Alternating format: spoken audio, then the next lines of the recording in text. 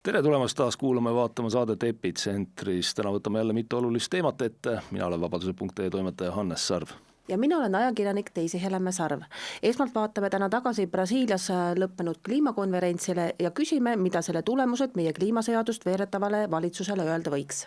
Siis aga arutame e-valimistega seotud probleemide üle ja küsimegi tegelikult otse, kas meil seda süsteemi päriselt ikkagi on nüüd vaja või mitte.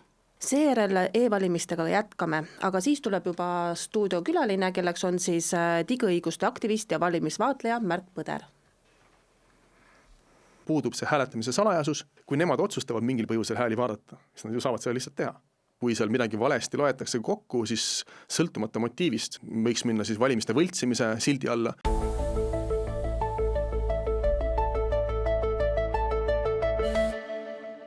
Ja nagu ikka oleme tänulikud, kui aitad meie saatel levida. Täpselt nii, telli kanal, märgi saade meeldivaks ja jaga seda sotsiaalmeedias sõpradega. Ja sellel lisaks pane meile õlga alla ka Vabaduste portaali käimasolevas toetuskampaanias. Mine lehele vabadused.ee alalehele toeta. Aga hakkame saatega siis taas pihta.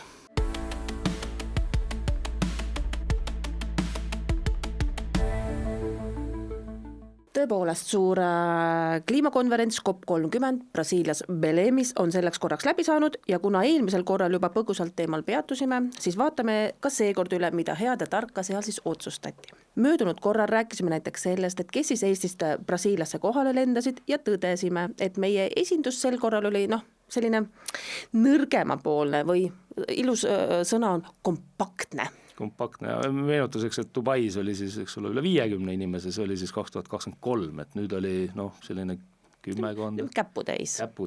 Valdkonna minister ja veel mõned. Ei mingid peaministrid, ei mingid olulisi inimesi, nagu selline klassiekskursioon, et pooled lapsed lihtsalt jäetakse maha, et te ei saa tulla, et ei ole võimalik. Ei teagi, et kas nad häbenesid midagi või... Et nagu peaks ju minema, aga kuna suurkutt USA-st ei tule, et siis lähme. Äge kutt ei tule, et siis, aga teised lähevad, vaata seal, Euroopa poisid lähevad. Reisida saab ja nii edasi, aga lähme hästi vaikselt. Eks meil oli ka väike kahtlus, et suuri loosungalikke lubadusi sellest, kuidas me järgmise 5 aastakuga nafta kasutamise ära lõpetame, seekord ei tule ja imet, ei tulnudki. Aga kogu seda asja vaadates tekib ikkagi siis lõpuks küsimus, et miks kurat seal üldse kohtuti ja mida siis täpselt otsustati? Mul tekib iga kord see küsimus, aga seekord veel eriti muidugi, et käisid seal kohal seal Brasiilias ja... Võtsid vihmametsad maha. Ehk siis ning eraldi meie jaoks ma arvan, et see ei olegi juhuslik. Tuli koppe ja läkitselt sahtist välja see niinimetatud kliimaseadus, mida valitsus eeskujulikult jälle arutama hakkas. Täiesti ootamatult. Justkui oleks see vahepeal ära unustatud ja nüüd siis jällegi meenus, et meil on selline asi ka olemas, paneme töösse. Ja seal ilmselt on mingisugune sümmeetria olemas. Aga alustame algusest. Või siis ütleme selle kliimakonverentsi algusest. Belemi rännanud Eesti delegatsioon sõnastas kenasti ära, miks ikka tingimata Brasiilias on vaja kohale minna. Kliimamuutused on rahvusvaheline probleem, mis mõjutab kõiki riike. Ega nad ei eksi sellega, selles mõttes, kui kliima muutub, siis see kahtlemata mõjutabki kõiki riike.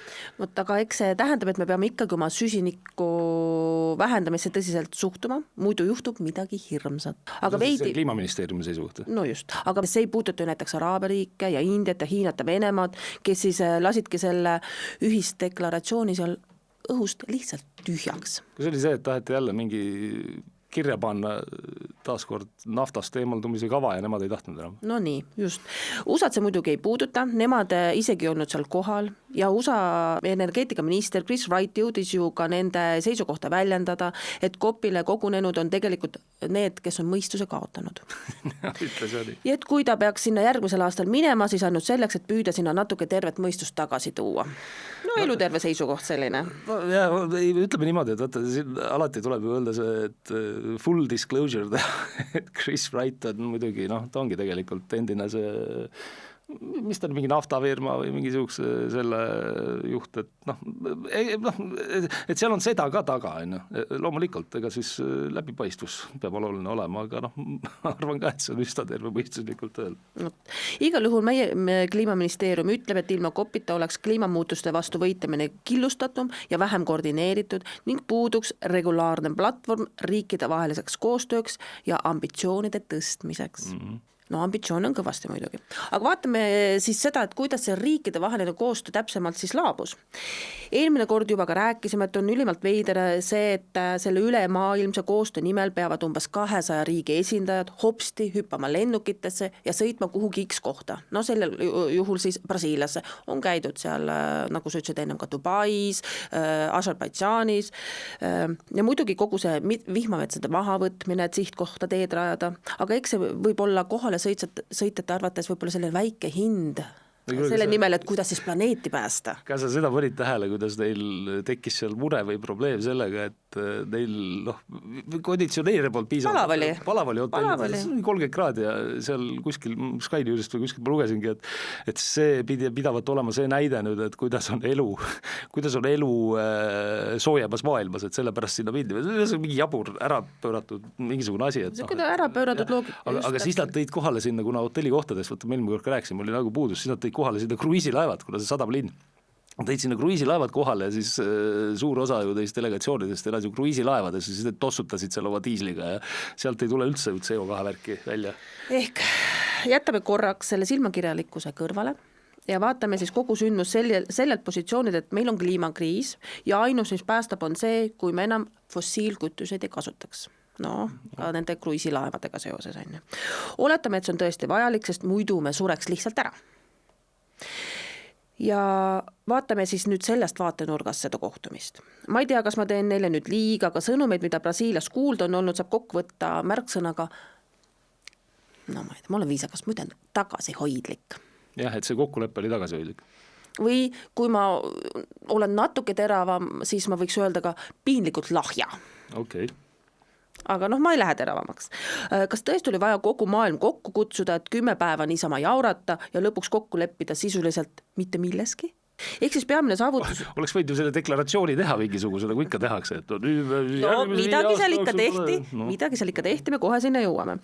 Ehk siis peamine saavutus oli justkui see, et suured naftariigid panid seljad kokku, tõmbasid Euroopale koti pähe ja ütlesid sisuliselt, et neile aitab sellest fossiilkütuse loobumise jandist.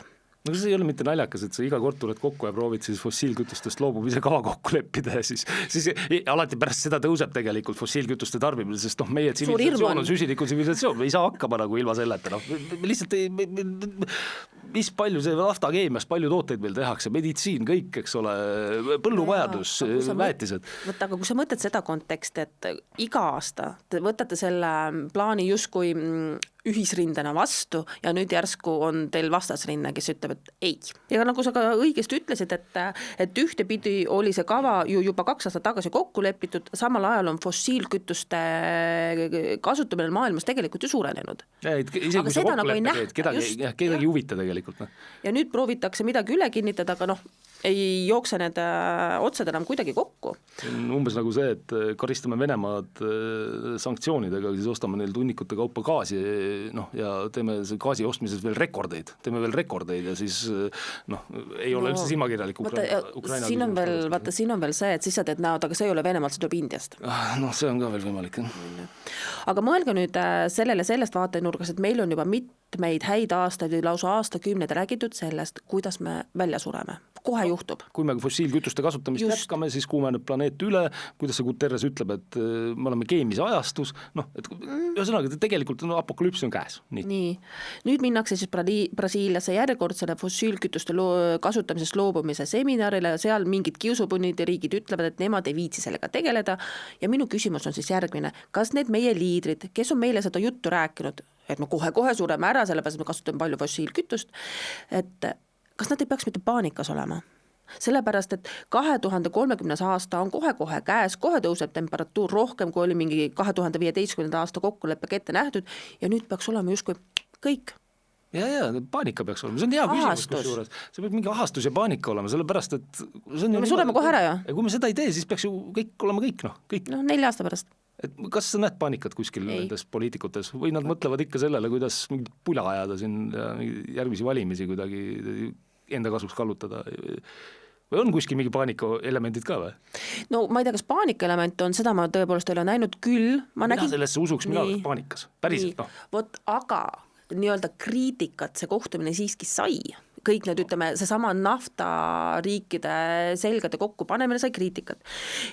Mingisuguse mõttekoja inimene ja Sheffieldi ülikooli professor Michael Jacob ütles, Saudi Araabia, Araabia Ühendemiraatide, Venemaa ja India leppimatu vastuseis igasugusele fossiilkütustest loobumist käsitlevale sõnastusele näitab üha kibedamat konflikti globaalse kliimapoliitika keskmes. Nende vahel, kes aksepteerivad teaduslikku fakti, et kliimamuutustega toimetulekuks peab maailm end järgmistel aastakümnetel fossiilkütustest võõrutama. See on muidugi hea, see teaduslik fakt jälle tuleb mängu. See on teaduslik fakt. Ei, aga tead, mis on nagu naljakas? Järgmistel aastakümnetel. Järgmistel aastakümnetel, aga seda on ka ju aastakümneid on räägitud, et järgmistel aastakümnetel 89 räägiti sama juttu. Aga mina lihtsalt mõtlen, 10 aastat on aega. Just, et kui me enne seda rääkisime, et 2030 aasta on kohe käes, keemistemperatuur tõuseb ja siis tuleb mingi mõttega inimene ütleb, et me peame järgmiste aastakümnete jooksul sellest loobama. Siin ei ole nagu loogikat, siin ei ole nagu, see ei ole ratsionaalne. Ma lihtsalt täiendan, see keemistemperatuur tõuseb seal Guterrese peas. Al Gore ütleb, et ookeanid keevad.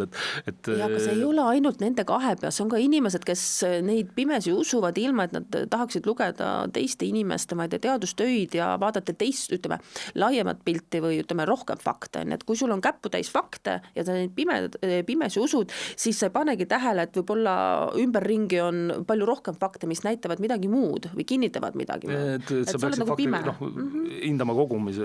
Just, aga vaata, inimestele meeldib ikka olla. No see sama jutt, mis on kogu aeg käinud, see, et on ekstreemsed ilmaolud on sagenenud, et tegelikult ei ole isegi selles samas ÜRO, IPCC, mis on see rahvusvaheline kliimamuutuste, valitsustevaheline kliimamuutuste paneel, nende teadusaruannetes ei ole ühtki viidet sellele, et oleks sagenenud, aga siis poliitilisse kokkuvõttesse kirjutatakse, et kohe on läbi. No just. Nii.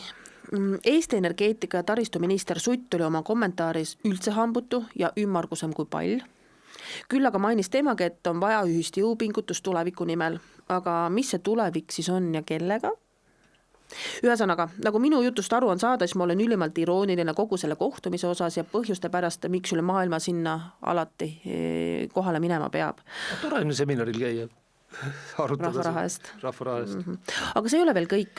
Üks asi on veel, millest Eesti meedias laiemalt tegelikult üldse juttu pole olnud. Nimelt võeti seal COP-il vastu üks deklaratsioon, millele siis võisid riikide esindajad alla kirjutada ja ka meil siin mitu lähiriiki kirjutasidki alla. See puudutab otseselt sõnavabadust ja teadusvabadust.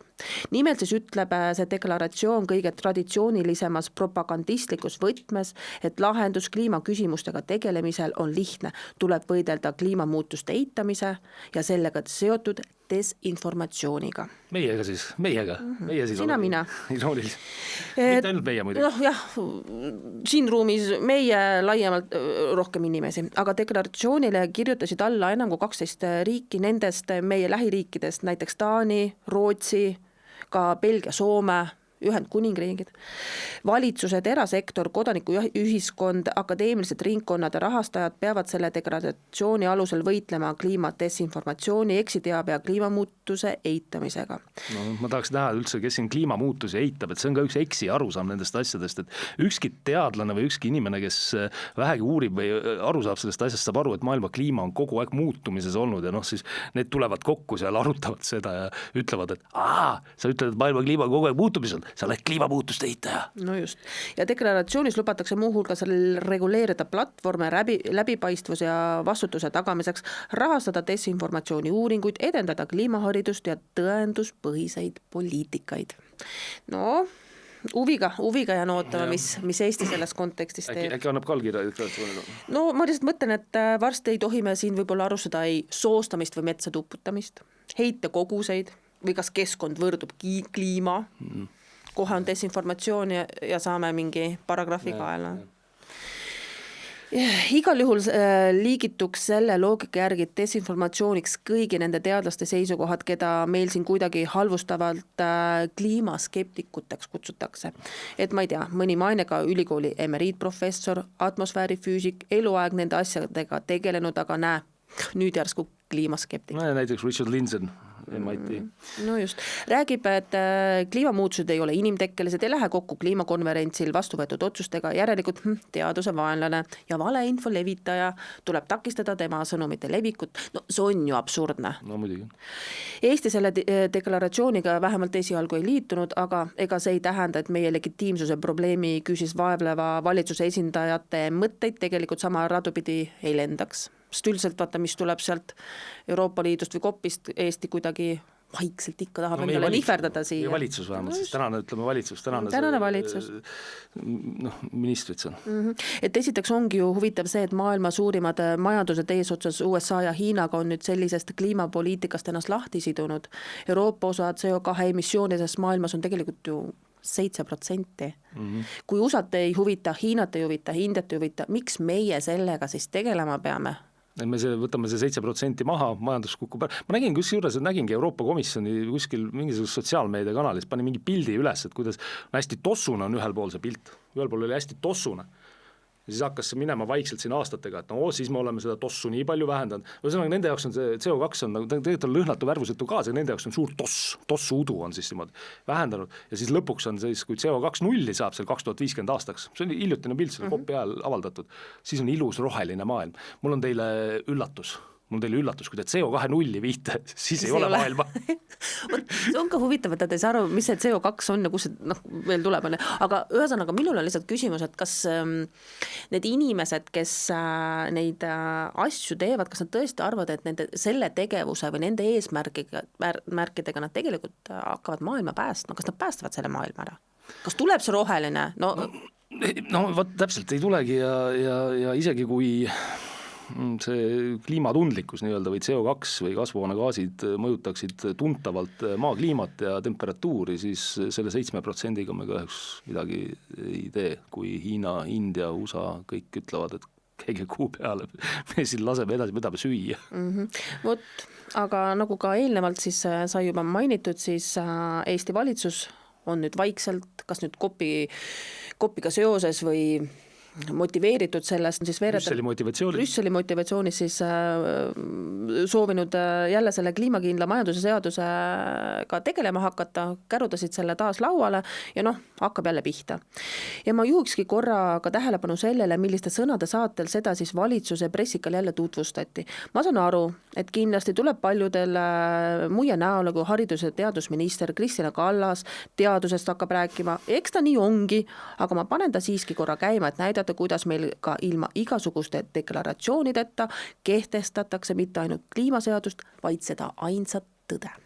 Kliimateema on selline teema, kus välja tagurdada ühiskondlikust vastutusest sellest, et me jätame tulevastele põlvedele keskkonna, mis on inimestele ja loodusele tegelikult elamiseks kõlbulik, sellest enam välja tagurdada ei ole võimalik. Nii et mina väga siiralt loodan, et me selle kliimaseaduse selle Riigikogu koosseisus siiski vastu võtame.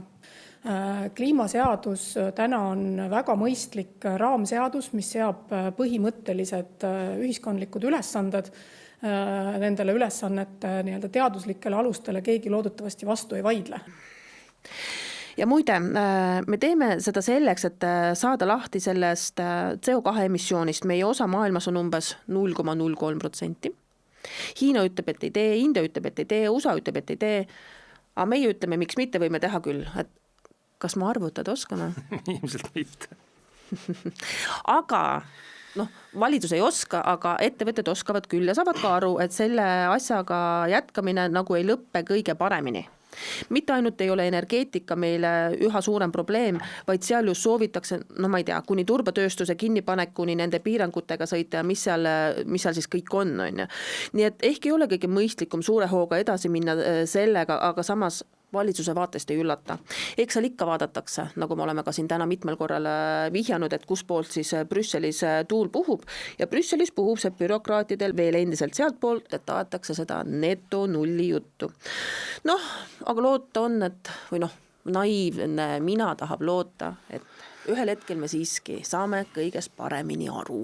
No ma ei tea, selles mõttes ma arvan, et reaalsusega kokkupõrge niikuinii on tulemas suhtes, et kui sa vaatad Saksamaa majandusolukorda, vaatad nende tööstuspoliitikat tänasel hetkel, siis kogu see energiamajanduse pahupidi pööramine, regulatsioonid seoses selle kliimapoliitikaga, et see pikalt kesta ei saa. Aga muidu ma tahaks veel üht asja lihtsalt lõpetuseks siia mainida, et Vabaduse teel on ju üks hea kogumik tegelikult välja tulemas, mis natuke seda kliimaalarmismi ja kliimahirmu jahutada püüab, ehk siis nii-öelda vastumürk kogu sellele alarmistlikule retoorikale ja käsitlusele, kus siis erinevad teadlased ja mõtlejad nii Eestist kui välismaalt, arvamusliidrid, ettevõtjad võtavad sõna ja aitavad seda siis natukenegi jahutada. Aga eks me jõuame sellest ka rääkida veel teinekord, nii et liigume vast selle teema juures praegu edasi. Liigume e-valimiste juurde.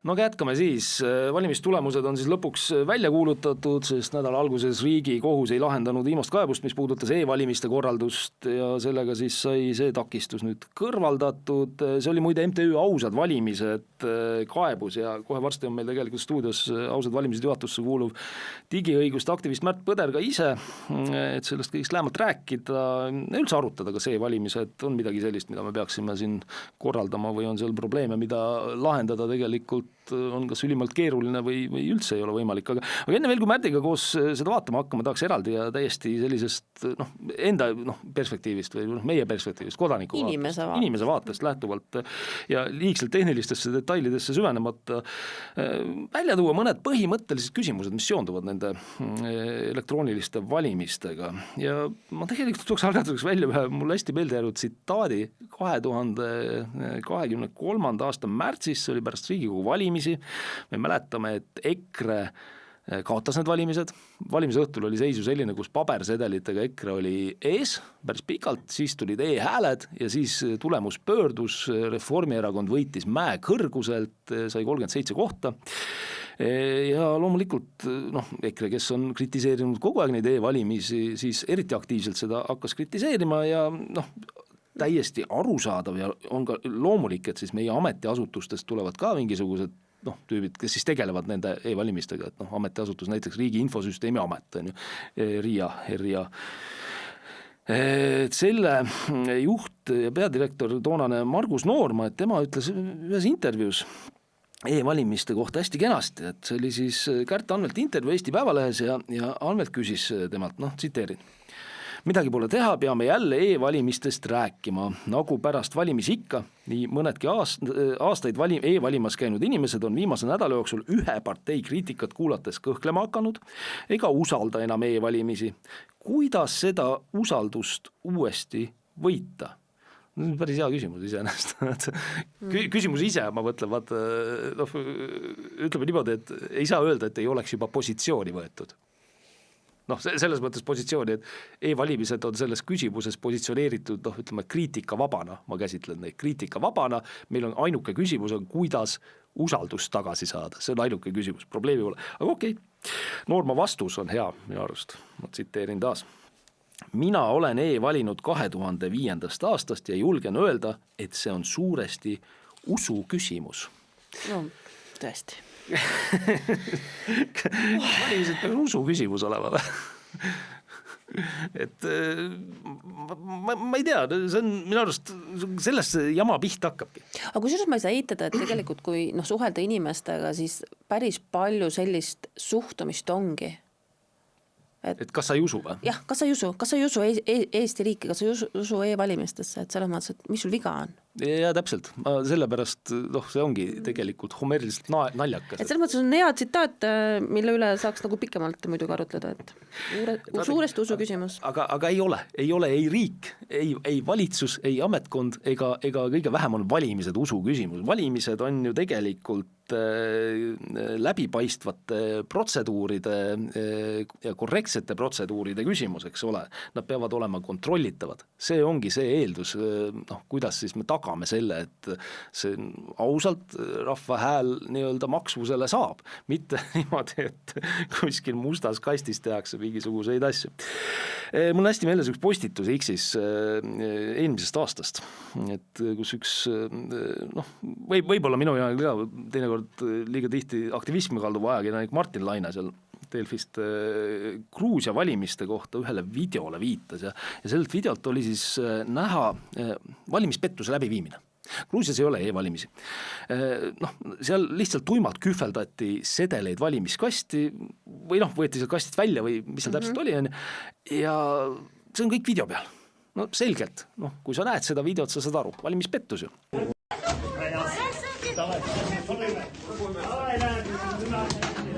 Aga mis oli selle postituse puhul minu jaoks nagu hämmastav Laine puhul oli see, et ta võrdles seda koheselt, niimoodi, ma ei tea, kas see on mingi põlvenõks nimelt, e-valimistega ütles umbes nii, et jumal tänatud, irooniliselt, jumal tänatud, et Gruusias pole e-valimisi, vaid lollikindlad paberlipakad, mis teevad valimised kontrollitavaks ja võltsimise võimatuks.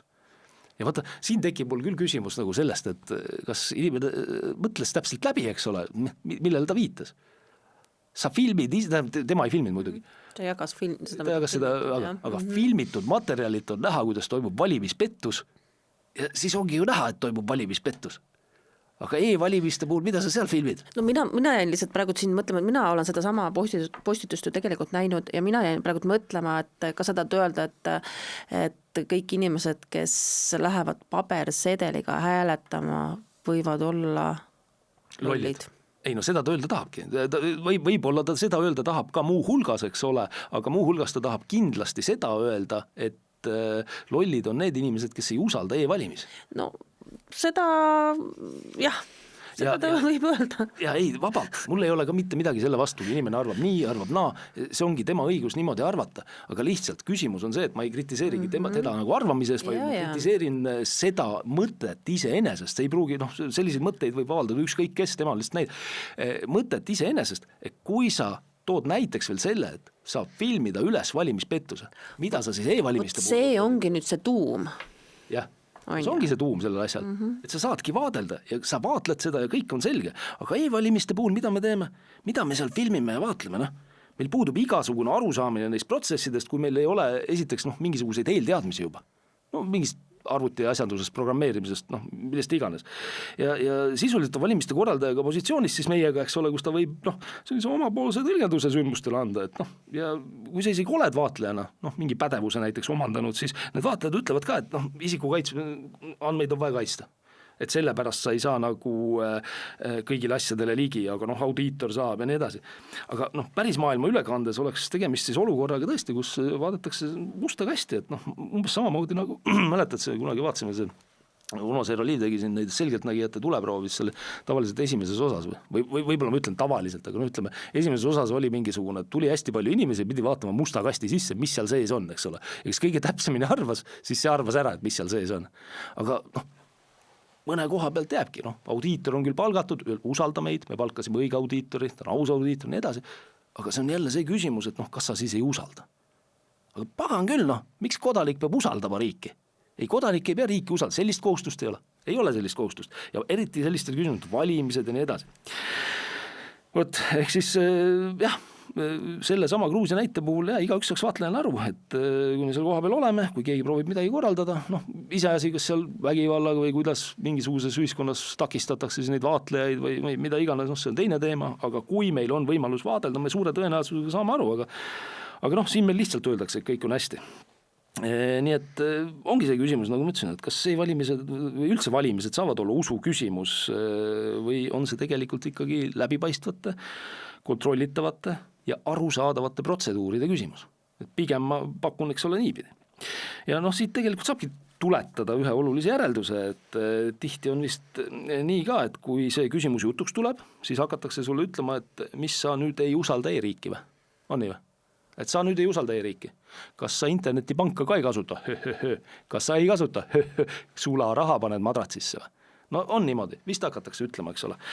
Aga vahe on ju väga lihtne siin, need teenused, mida sa kasutad, on sinu jaoks väga vahetud teenused, mugavusteenused, vahetud teenused, eks ole, mille puhul on sul ju vahetud tagajärjed. Mõtle näiteks, kui sa internetipangas mingisugune pettur, annad talle näiteks oma paroolid või arvuti selle... Nagu praegu täiesti populaarne, mitte populaarne, praegu täiesti suur murekoht on Eestile, et väga palju pettukõnesid, mis tõmbavad inimesed rahast tühjaks. Just, see on hea point. Peegel, lased sellel pensionäril selle peegelrakenduse sinna laadida arvutisse, ja see on õige rakendus, kõik nii, siis võtad arvuti üle ja siis teed ta konto tühjaks. See on vahetud tagajärjed.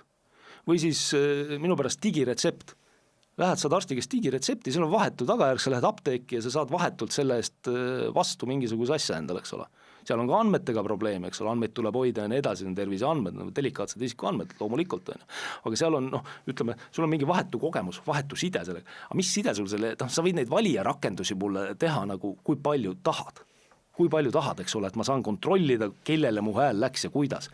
Ma ei tea, ma ei ole kindel, kas see tekitab rohkem usaldust või vähem usaldust, sellepärast, et minu hääl peab olema salajane ja siis mul tegelikult psühholoogiliselt juba tekib see tunne, aga kui te mulle niisuguse rakenduse juba valmistate, kas mu hääl on siis salajane, see on eraldi probleem muide salajases hääletamises niikuinii, sest põhimõtteliselt on võimalik tegelikult välja võtta su hääl ikkagi, eks ole, enne anonümeerimist, et kelle poolt sa siis hääletad. Jaa, aga sa pead lihtsalt uskuma, et riik on hea ja keegi sinu andmetega ei manipuleeri. See ongi see probleem tegelikult selle asja juurde. Ja ma mäletan, umbes 15 aastat tagasi ma olin täielikult e-hääletamise, mitte täielikult poolt, aga mul ei olnud midagi selle vastu. Mul oli tegelikult naiivne ettekujutus, mul oli selline idealistlik ettekujutus, eks ole, noorema inimesena ikka on. Et vaata, see nüüd tegelikult on suur võimalus, hea võimalus meil hoopis Šveitsi mudeli peale üle minna, sest et miks meil neid nii-öelda jutumärkis tarku eliitvalitsejaid siin ikka kogu aeg seal, kas Riigikogu miks peab otsustama või miks me neist, me võime aina rohkem teha mingisuguseid rahvaküsitlusi, seda palju lihtsam korraldada, inimesed annavad oma, ütleme, hääle, kas nad tahavad nii või teisiteks ja väga lahe, nagu Šveitsis korraldatakse rahvaküsitlusi kogu aeg, seal ei ole muidugi e-hääletusi vaja selleks, seal tehakse korralikult nagu tehakse, eks ole. Aga see on sellepärast juba naiivne, et ega Eesti poliitiline liit ju kardab nagu tuld rahva arvamust tegelikult. See lihtsalt nii on. Vaata seda sama väga lihtne näide on ju see toidu käibemaksu määra alandamine, et väga paljud inimesed andsid oma hääle, valitsus lihtsalt valitsusel on ükskõik, nad ütlevad, et see on lollid inimesed ja üldse see astus Keskerakonda seal ja siis Riigikogus ka tehakse ju tsirkust kõigi nende automaksu vastu koguti allkirja. Vaata, see on hea näide, vaata, et kuidas tegelikult Eestis see on loodud pärast 10 või 15 aastat tagasi, eks ole, loodud ju pärast neid akta proteste, kui neid olid päris suured protestid, kui sulle aktaga oli seotud ka Märt Põder, kes meil kohe stuudios sul. Tema seal oli üks ka organisaatorist aktiivne digiõiguste aktivist ja seal ju seesamane see rahvaalgatused ja need asjad ju oligi selle rahva, ütleme, siukse arvamuse kanaliseerimiseks loodud mingisugune asi, et saabki ära summutada, aga tegelikku otsustust mitte midagi ei ole ja e-valimiste puhul ka, et kui me neid probleemid kõrvale jätame, et kuidas neid siis võimalik oleks kaalutada või mis iganes, lihtsalt ei rakendata seda niikuinii, sellepärast, et me ei saa ju isegi ei tohi presidenti valida. Aga mis on selle teema juures veel huvitav, mida ma tahaks välja tuua, on see, et ma ise omal ajal arvasin ka, et see on mingi Savisaare värk, vaata. Savisaare võitles e-valimistega, Savisaare Keskerakond. Et kui Savisaar võitles, kui Savisaar sulle ei meeldi, et mulle siis ka Savisaar oli, mulle ei meeldi, vaat siis mulle need e-valimised tead, see on okei, et ühesõnaga nii on. Aga ma tagantjärgi vaatan, et mida siis nad rääkisid toona selle kohta ja imestan nüüd, et et nad olid siis tegelikult süvenenud enam-vähem samamoodi, lihtsalt neisse küsimustesse enam-vähem samale järeldusele jõudnud, kas või see sama, mis ma räägin vahest, eks ole, pangateenustega, et Keskerakond 2015 võttis näiteks volikogul vastu avalduse, kus ütles muuhulgas järgmist, et e-valimiste tulemusi ei ole võimalik kontrollida, e-valimised rikuvad valimiste ühetaolisuse nõuet, selge see, eks ole, põhiseaduses kirjas peab ühetaolised olema, e-valimistel hääletamine ei ole salajane, nende ausus ainsaks garantiiks on valitsuse poolt palgatud spetsialistid, me räägimegi ütleme sellist asja siin. Nii et nemad kritiseerisid seda sama, et see põhimõtteliselt ei saa olla usu küsimus. Kusjuures nad jõudsid ka järeldusele, et valimiste ja muude internetiteenuste vahel on ju selge vahe olemas, umbes sarnaselt, mis ma just nagu välja tõin, on ju. nii et ma arvan, et umbes 10 aastat tagasi oli see lugu, kus Keskerakond tõi Eesti e-valimisi uurima ühe rahvusvahelise ekspertrühma ja see oligi minu jaoks esimene kord, kui ma teadvustasin, et äkki see ei ole parim süsteem selliselt. Ja Eesti pool muidugi mälu järgi räägin, et läks raportit kommenteerides selline välja, et tegemist oli mingite soolapuhujatega, aga ega seal neil muud üle ei jäänud, et tõsiseid küsimusi tõstatati, muu hulgas öeldi ju otse välja, et neid tegid need avastused väga murelikuks ja soovitati selline valimissüsteem üldse ära lõpetada. Aga seal siis räägiti eelkõige välisrünnakutest. Kui ma ütleks, praeguseks on see rakurss pigem sisemiste riskide peale nihutatud ja need sisemised riskid ongi see, et miks me peame usaldama neid valimisi läbi viivaid ametnikke, eks ole. Et mäletame ju, kevadel oli vist, eks ole, kui see TTÜ teadur Ago Samoson tõi ühes arvamusartiklis välja, et e-häälte töötlemise etapis, kus kehtivad e-hääled eraldatakse kordus- ja paberhääletamisega tühistatud häältest ning tehakse anonüümseks, võib esitada loendamiseks täiesti uued sedelid ning audiitoritele ei ole selle asenduse kontrolliks seni mingit toimivat tarkvarat tehtud. Selle peale muidugi hakati kohe rääkima, et ta tõrjendas seal mingite teiste autorite tööd valesti ja nii edasi ja et kogu protsess on lõpuni kontrollitav ja nii edasi. Aga tegelikult see intriig just selles ongi ja see tuli ju mõni aeg hiljem Riigikogu korruptsioonivastases komisjonis ka välja, et ei ole ikkagi läbinisti kontrollitav või vähemalt ei ole seda võimalik valimisteenistuselt tõendada, et see kontroll oleks toimunud läbinisti. Ja valimisteenistuse juht Arne Koitmäe nimelt siis juunis seal komisjonis, kui temalt küsiti, jäi ka vastates selgelt hätta, ta hakkas minu hinnangul mingit suht nagu putrusuust välja ajama, et ta lihtsalt väitis midagi sellist, et audiitor tegi pistelisi kontrolle, et vaadata, et keegi seal ei petaks, aga samas ütles, et ega neid kontrolle ei protokollitud kuidagi ja tal kuidagi tõendada pole võimalik, et neid tehti. Aga no vabandust, kas nii saab asju ajada? No ei saa ju. Ja keda huvitab siis 9. juuni komisjoni istung, otsige üles, vaadake ise. Ja eraldi teema siin juures on ka see, et Euroopa Julgeoleku- ja Koostööorganisatsioon OSCE valimisvaatluse missioon tegi ka Eesti e-valimiste kohta aruande ja selge on see, et nemad on oma hinnangutes vägagi mõõdetud, et mitte sekkuda siseriiklikusse poliitikasse, aga ka nemad ütlesid ju, et e-valimistesse on vaja suuremat läbipaistvust ja tõsta tuleks nende usaldusväärtust. See on tegelikult ju ka päris karm hinnang, et kuidas see siis tõstad on. Ja me võime jätkuvalt lugeda ka teisi hinnanguid, kes ei ole mingid EKRE, mingisugused eksperdid või ma ei tea, kelle poolt palgatud, eks ole, et kes ütlevad, et usaldatavaks pole võimalik seda süsteemi muuta, et Postimees siin juunis kirjutas, Eesti arvutiturbe-kogukond on elektroonilise hääletamise suhtes rahvusvahelise arvutiturbe-kogukonnaga väga tõsises nihkes, ütleb intervjuus Postimehele digiturvalisuse ekspert ja aktivist Rob Gongrip. Võt, eks seda näitavad ka küsitlused, et inimestel ongi küsimus tekkinud, et miks me neid e-valimisi siis nüüd ikkagi usaldama peame ja 2025 septembri seisuga ehk siis enne KOV-valimisi, et Riigikantselei avaliku arvamuse seireuuring ütleb, et üle 40% endiselt ei usalda või pigem ei usalda e-valimisi. Ma arvan, et see on vist selles olulises küsimuses päris suur number. Et siin see vist ei aita, et rohkem inimesi siis usaldavad. Et üsna suur.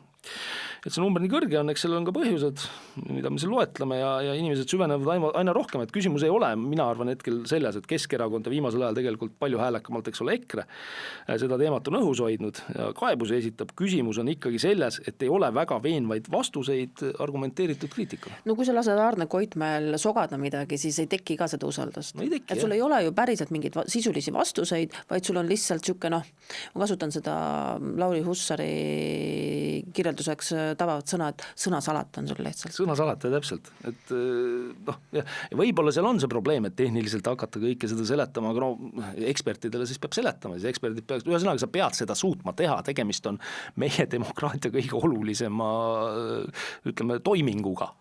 See on valimised. Ma annan Koitmäele vihje, et kui see on liiga keeruline tehniliselt, et seda seletada, siis pangu AI-se sisse, see võtab sul 3 lausega väga lihtsalt kokku väga keerulised tekstid. Teen seda ise aeg-ajalt, nii et Arne Koitmäe võiks. Aga võib-olla tal ei ole võimalust. See on teine asi, vaata. Või ei ole soovi? Vot, nii et jah, kõige krooniks on tegelikult see, et asjakohast kriitikat või rikkumist näed näiteks, et teed asjakohast kriitikat, näed mingit rikkumist, et siis reeglid kaebuste esitamiseks on ka sellised, et neid on üsna hästi võimalik mingitele, ma ei tea, jaburatele tähtaegadele viidates või üldse niimoodi tagasi lükata, et üldse ei peaks arutama, et sul ei ole kaebeõigust ja kusjuures huvitav ongi see, et see on nüüd ka natuke vanem statistika Paulilt Kereselt siis, eks ole, vandeadvokaat Paul Kereselt, mis ta Riigikogus esindades 2024 aastal välja tõi. Ta nimelt tegi statistikat selle kohta, milliste tulemustega on lõppenud Riigikohtusse esitatud kaebused e-valimiste osas. Ja tolleks ajaks oli esitatud 68 e-valimiste kohta kaebust ja Riigikohus oli neist vaid 1 rahuldanud ja sedagi siis vaid seetõttu, et valimiskomisjon oli kaebetähtaega eksinud, aga sisuliselt ei jõudnud ka see kaebus kaebaja enda jaoks positiivse lahendini. Nii et sisuliselt tulemus on 0 ja sisuliselt 0 on ta nüüd ka pärast KOV-valimisi, kus tehti ka hulganisti kaebuseid. Oli üks konkreetne kaebus, kus Riigikohus pidi fikseerima valimisteenistuse õigusvastase tegevuse, see oli tehniline küsimus hääletamise lähtekoodi avalikustamisega seoses, aga ka siis öeldi juurde, et see ei puuduta kuidagi valimistulemust, kõik vähegi sisulisemad teemad, kus küsimuse alla peaks sattuma valimiste tulemus, mingit sisulist käiku kohtust saanud ei olegi. Eks küsimus ongi, et kas mõnikord peaks või mida üldse peaks nende e-valimistega edasi tegema, ehk et ma arvan, et meil ongi siin nende üldiste märkuste juurest hea edasi sisulisemaks nüüd minna. Jah, kohe on stuudios digiaktivist ja pikaaegne e-valimiste vaatleja Märt Põder.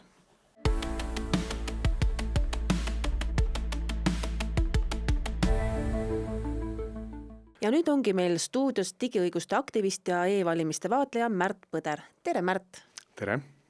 Tead, Märt, ma tegelikult tahaks alustada isegi pisut kaugemalt ja sellel on oma põhjus, et võib-olla sa nõustud, et e-valimised on selline, või kogu see arutelu selle õiguspärasuse üle on meil Eestis selline äärmiselt politiseeritud.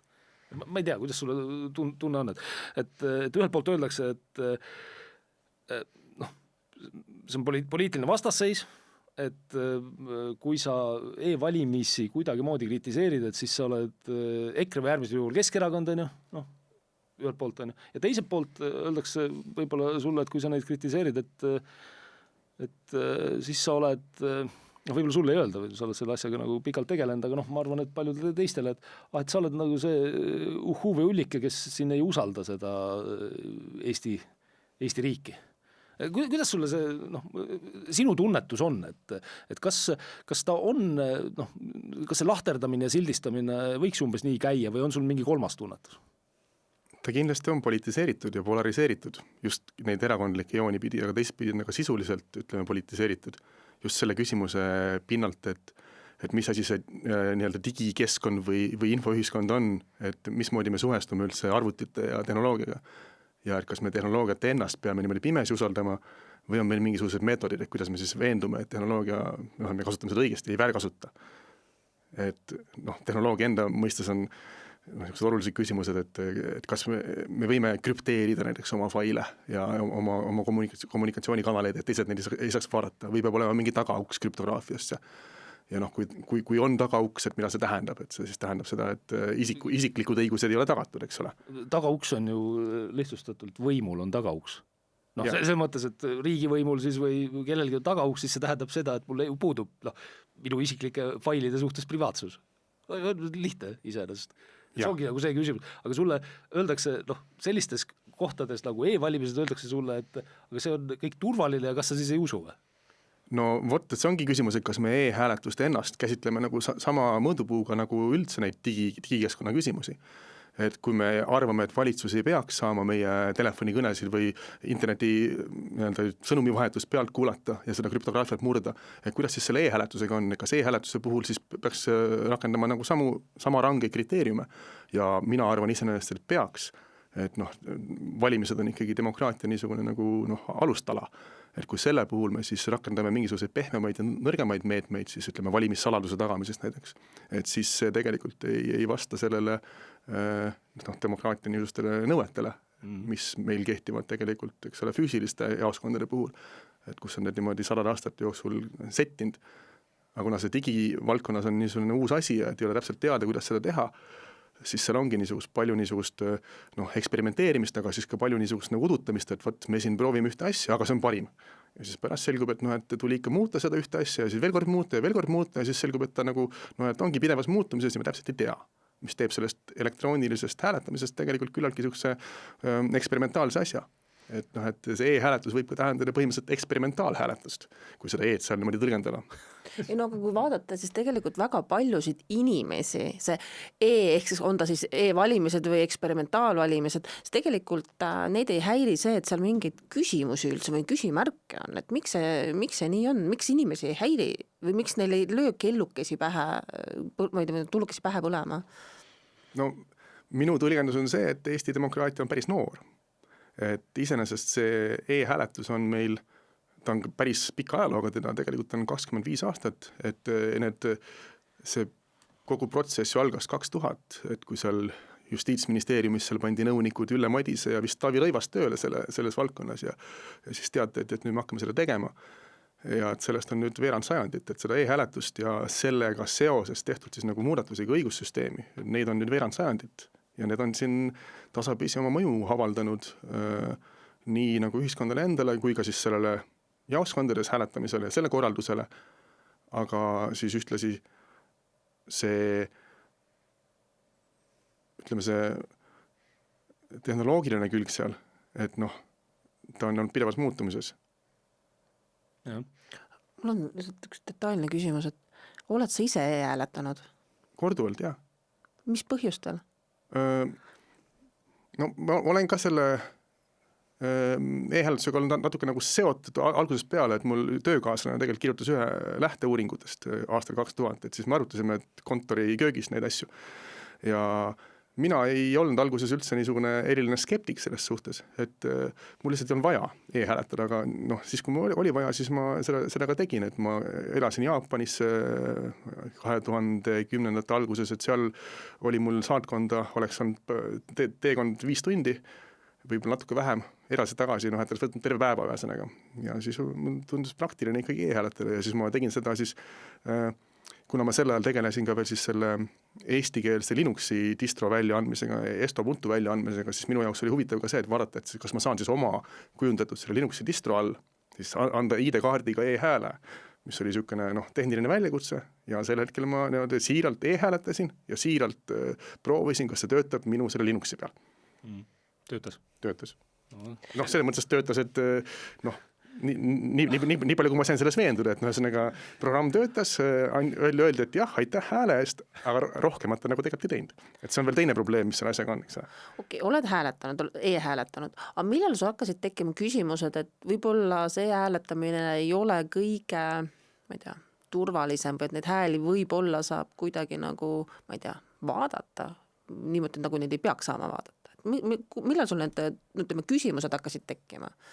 No, need küsimused tekkisid mul eelkõige siis, kui ma ise hakkasin niisuguseid e-demokraatia eksperimente tegema, see on 2012-13 oli, meil siin Eestis oli niisugune asi nagu rahvakogu tehti, interneti niisugust demokraatiat ja minu huvi oli vaadata, et kuidas seda siis teha niimoodi päris digidemokraatia vahenditega, et oleks nagu sama tõsine asi nagu see riiklik e-hääletus. Ja siis ma kaalusin, kas seda riiklik e-hääletuse see tehniline osa kõlbab selle jaoks, kas seda saab kasutada. Ja siis võrdluses teiste sarnaste projektidega maailmas, siis ma vaatasin, et ei, see tegelikult ei kõlba. Et seal ei ole need demokraatlike valimiste põhimõtted niimoodi tagatud või isegi kui nad mingil määral on tagatud, siis see tähendab seda, et meil pannakse see server käima, serveri ümber siis on niisugused valvurid, istuvad seal niimoodi tunnimehed, kes vaatavad, et midagi paha ei juhtu. Ja kui ma tahan nüüd siis püsivalt igapäevaselt teha mingisugust otsedemokraatlikku lahendust, siis see süsteem ei kõlba, et selle ma pean hoidma valvuriku aeg serveri juures, et see peaks nagu ikkagi olema niisugune automaatne protsess ja et seal peaks kasutama korrektset krüptograafiat ja nii edasi. Ja seda siis meie e-hääletust ei kasutanud ja see oli siis minu jaoks lihtsalt fakte võrdluses teiste nende sarnaste platvormidega ja siis mul tekkis esimest korda niisugune, ütleme, tõsine küsimus, et kas see üldse nagu, et kas ikkagi riik peaks ka siis selle kasutama, kui see mulle ei kõlba, miks ta siis Eesti riigile kõlbab, eks ole. Nii, ja mismoodi või kuidas sa jõudsid selleni, et sa püsivalt, praktiliselt sa tegelikult oledki nüüd valimistesse sellega tegelema hakanud? See juhtus niimoodi jah, et tegelikult esimene asi, mis juhtus, oli see, et ma nagu ma ütlesin, ma olin niisugune poliitiline aktivist, et tegime Tartus valimisliitu 2013 seal ja valimisliidus olid seal oma osapooled, et rohelised olid seal ja siis oli piraadiliikumine, piraadipartei oli niisugune asi, millega ma olen seotud, et see oli seal osaline ja siis me tegime seal igasuguseid niisuguseid demokraatia eksperimente ja asju, aga see projekt nagu Tartu kohalikus poliitikas kuidagi nagu lahustus parteidesse ära, ütleme. Ja siis see tekitas mul mõninga pettumuse, et ei olegi võimalik niimoodi suurte parteide väliselt teha niisugust kohalikku linnaelu poliitikat, eks selle kogukondade poliitikat. Ja siis mul ei olnud kellegi poolt hääletada 2015 ja siis ma niimoodi vana teismelise häkkerina panin siis selle valijarakenduse käima ja otsustasin, et ma püüan seal siis nagu oma hääle rikkuda, selle et nagu anda kehtetu sedeli, et mul ei ole kellegi poolt hääletada ja siis ma nüüd elektrooniliselt proovin, kas ma saan selle kehtetu sedeli antud. Ja siis ma nii-öelda paar tundi nokitsin selle, sain antud nii-öelda valimiste viimastel hetkedel. Ja see oli see, et kui ma siis esimest korda puutusin kokku selle nagu tõsise valimisvaatlemisega. Et ma siis, kuna ma tegin selle eksperimendi, siis ma läksin siis valimisõhtuks kohale, et vaadata, et mis siis sai, et kas mu hääl siis nagu loetakse kokku ja kas loetakse kehtetu sedel siis Tartu piirkonnast. Ja see oli see, kui ma siis sattusin valimisvaatlejaks, olin seal kohapeal sellel suurel valimiste õhtul, kui seal neid hääli kokku loeti ja siis järgmise päeval, kui tehti see korduslugemine ja siis see nii-öelda õnnestus, et ühesõnaga selgus, et jah, häälte kokku lugemisel ilmselt on üks kehtetu sedel Tartust ja et tõenäoliselt on see minu sedel, mulle seal näidati mingeid logisid ja asju ja see oli niisugune et selle süsteemi piires, see oli täiesti mõistlik tegevus, vaatlemine õnnestus, toona oli selle asja juht oli Tarvi Martens, et ta seal natuke puterdas ja seal lekitas minu isikuandmeid ühel hetkel ja nii edasi, aga ma väga ei pahandanud, sest et tulemus oli olemas. Et see oli minu nii-öelda esimene ja tegelikult üpris positiivne vaatlemiskogemus. Aga pärast seda, kuidas see või mismoodi sul see ütleme, tänaseks sa oled äärmiselt kriitiline, sa ütled tänaseks, et sisuliselt minu tõlgendus, Eesti demokraatia on rikutud, sina saadki ainult protesti hääli seal anda, et see ei tööta, see ei toimi. Et kuidas see nii-öelda areng nüüd sinnani läks?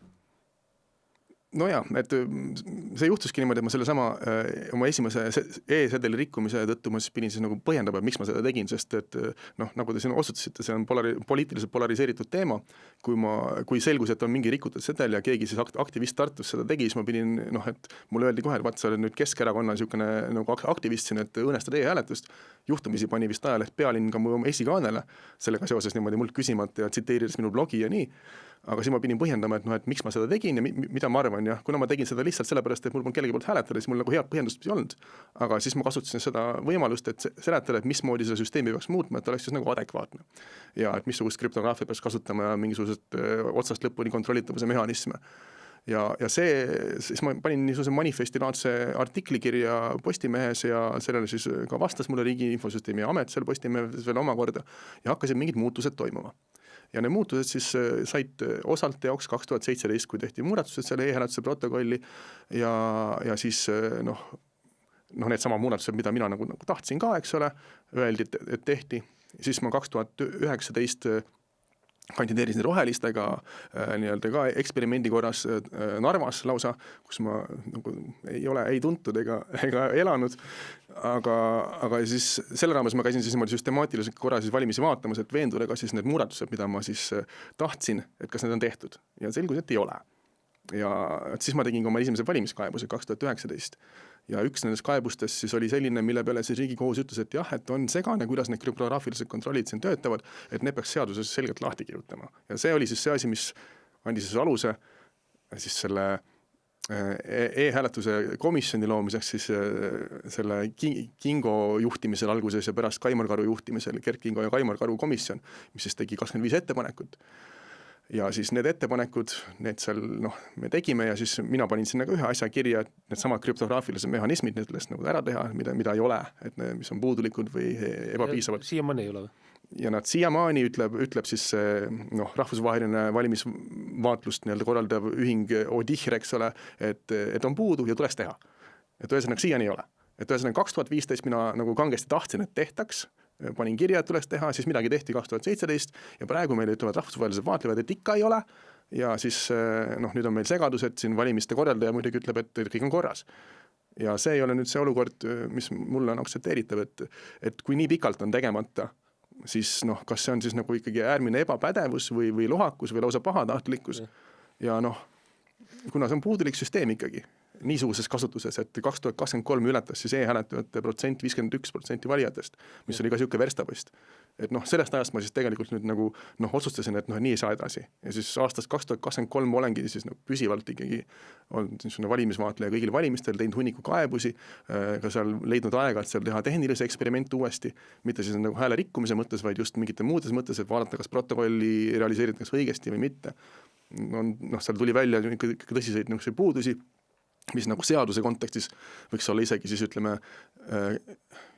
võiks minna siis valimiste võltsimise sildi alla, sest et kui seal midagi valesti loetakse kokku, siis sõltumata motiivist nimetatakse e-häälte siis valesti või häälte valesti lugemist nimetatakse siis võltsimiseks. Et tehnilises mõttes on toimunud võltsimine, mida siis olen ka siis välja öelnud, mida on siis kasutanud ära siis need poliitilised mängijad, kes on öelnud, et võltsiti, eks ole, et mina võib-olla pidasin tehniliselt silmas seal mingit ühte asja, aga siis nemad siis omistasid seda, et kogu see süsteem on võltsitud. Aga kui nüüd mõelda, et kas see on nagu tõsi või mitte, et siis selle kogu süsteemi kohta saab öelda kahtlemata seda, et et ta põhineb niisugusel nagu eksitamisel.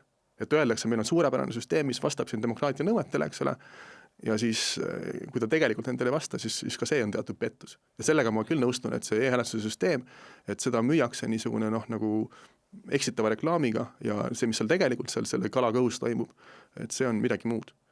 Ja. Kas oled muidu kokku lugenud, mitu kaebust oled aastate jooksul teinud? Ma ei ole seda kokku lugenud, aga sel aastal ma tõesti, see kaebuste periood algas märtsist, et valimiskomisjoni esimees vahetus ja siis märtsis toimus üks koosolek, kus arutati ühte turvadokumenti, kus mind välja visati. Et siis algasid minu valimiskaebused juba märtsist. Kas nii tohib teha üldse? Sa läksid vaatlejana kohale, sind visati välja? No põhjendati seda, et see turvadokument on siis asutuse siseseks kasutamiseks, aga see kuulutati asutuse siseseks kasutamiseks selle sama koosoleku ajal. Võeti 10-minutine paus, öeldi, et paus, pandi siin allkiri alla ja siis visati mind välja. See oli elektrooniline koosolek, et nagu vägivalda, füüsilist vägivalda ei pidanud toimetama minu kallal või tarvitama. Aga jah, selle kohta ma tegin siis valimiskaebuse, mis käis Riigikohtust läbi, kus siis üks riigikohtunik oli eriarvamusel, et seda turvadokumenti ei oleks tohtib minu eest peita ja mind ei oleks tohtinud sealt välja visata.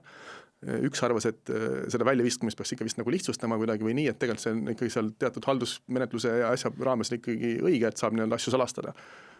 Ja sealt nüüd algasid siis kaebused ja siis selle sama asja järgmine nii-öelda episood siis on tegelikult isegi praegu veel Riigikohtus lahendamata, ta anti edasi Riigikohtu üldkogule, mis on selline õiguslikult suursündmus, et neid toimub aastas paar tükki, eks ole. Et kui me siis läksime 3 vaatlejaga, läksime siis valimiskomisjoni füüsilisele koosolekule ja sealt visati meid ka välja mingisuguse sarnase punkti arutamisel, mis siis väidetavalt oli siis asutuse siseseks kasutamiseks. Ja Riigikohus peaks siis seda nüüd arutama hakkama, et nad on see edasi lükanud, see toimus juunikuus. Et nüüd on siis mitu kuud juba möödas, et 5 kuud, jah. Et nüüd et see on veninud ja see menetlus peaks siis justkui otsustama, et kas siis valimisvaatlejatel on õigus valimiskomisjoni istungitel olla kohal või võib seal mingisuguseid asju salastada kuidagi. Ja see otsus on selles mõttes oluline, et ta ei määratle mitte ainult valimiskomisjoni koosolekuid arvatavasti, vaid ka valimisvaatlejate õigusi üldse nende toimingute juures olla. Aga mul ongi see küsimus tegelikult tekibki kohe sellest, et valimisvaatleja ütleme, et see on institutsioon, valimisvaatlus institutsioon, selline, ta mõte ongi selles, et ta vaatleb, kas õiguspäraselt tehakse kõiki protseduure, mis on sende valimistega seotud. Ma ei tea, laias laastus vist nii on. Võiks vähemalt olla. Ja kui on nüüd mingisugusel kogul õigus otsustada, et millised protseduurid on läbipaistvad ja alluvad sellele kontrollile, siis see tekitab ju koheselt mingisuguse, ütleme, pisut absurdse olukorra, kus kes see siis otsustab seda nüüd, et või kuidas ta nüüd enam läbipaistev on siis, et ma ei tea, ma nagu ei saa sellest eriti nagu... Ei, minul veel tekib see, et kui sellised asjad juhtuvad, visatakse välja, salastatakse dokumente, see ju tegelikult inimesele, kes jälgib neid uudiseid, see ei tekita ju usaldust. Esiteks see ei tekita usaldust. Ja teise, mis ma tahaks öelda seda, et kas see puudutab nüüd e-valimisi ainult või samasuguseid salastamisi tehakse ka näiteks, kui otsustatakse midagi, et ma tahan valimisvaatlejaks minna seal paberhääletamise puhul, et siis samamoodi otsustatakse, et ei, seda me nüüd ei saa näidata, seda dokumenti sulle. Või vaata, sa saad küsimuse mõttest aru, eks ole. Kas see nüüd puudutab ainult e-valimisi niimoodi, et väljaviskamised? See on no see on 2 eraldi küsimust, aga need on mõlemad huvitavad, et iseenesest nagu ma alguses rääkisin, et selle e-hääletusega seoses justkui on tulnud siis teha niisugused muudatuse õigusse, et siin teil on nüüd olnud 25 aastat või veerand sajandit on nad siin oma mõju avaldanud ja minu meelest avaldab see vajadus seda e-hääletust kuidagi korraldada ja siis seda samal ajal natuke niimoodi salastada ikkagi. Et see avaldab mõju ka siis tõesti nendele valimistele jaoskondades, et kui te olete jaoskondades käinud siin aastate jooksul, siis võib-olla olete märganud, et need hääletuskabiinid on ära kadunud, et ei ole kardinatega kabiine, eks ole. Et ka seal siis nagu seda hääletamise salajasust niimoodi kuidagi on õgvendatud, aga sa tahad öelda, see on sellega seotud? Ei no, ma ütlen, et see on mõju avaldanud. Mina arvan, et see on mõju avaldanud tervikuna. Et seal võib olla rahaline küsimus, aga lihtsalt see, et kuna see e-hääletuse sisseviimisel pidi ümber mõtestama selle hääletamise salajasuse põhimõtte, et see oli siis 2005 aastal, kui Arnold Rüütel siis presidendina vaidlustas selle e-hääletuse seaduste siis vastuvõtmise Riigikohtus, et seal toimus suur protsess ja siis seal otsustati, et jah, et see salajasus on nüüd niimoodi, et mitte riik ei taga siis seda valija selle hääle salajasust, vaid et seda siis peab valija ise siis kodus tagama, eks ole. Siis kabiini ei ole. Aga siis, aga siis jah, et kuna see salajasus on niimoodi ümber mõtestatud, siis ma eeldan, et see on avaldanud mõju ka siis nendele füüsilistele jaoskondadele. Aga see teine küsimus jah, et kas siis võib salastada valimistoiminguid ja niimoodi. Et ma arvan, et sellega on niimoodi, et kui tahta korraldada ikkagi demokraatlikke valimisi, siis see on välistatud. Et see, et valimisi viib läbi mingisugune salakomisjon, eks ole, salaprotseduuride käigus, et noh, see nagu valimistega nagu ei saa hästi kokku käia. Kõlab väga absurdselt. Jabur. Ei no, meil on iseenesest on põhiseaduses need punktid, mis meil valimiste vaatlemist põhiseaduses ei määratleta. Et on valimispõhimõtteid, seal on terve hulk loetletud, aga vaatlemist seal selgelt ei ole. Et siis see vaatlemise õigus, et on küsimus, et kus kohas see põhiseaduses peitub, kui see üldse peitub. Ja meil on paragrahvid 1 ja 56, kus on siis räägitud rahvast kui kõrgema võimu kandjast ja siis selle teostajast. Ja just see, et rahvas on see kõrgema võimu kandja ja teostaja ja ta peab seda saama vahetult teha valimiste käigus või läbi valimiste, et sellega siis peaks kaasnema ka siis rahvapoolne kontroll nende toimingute üle.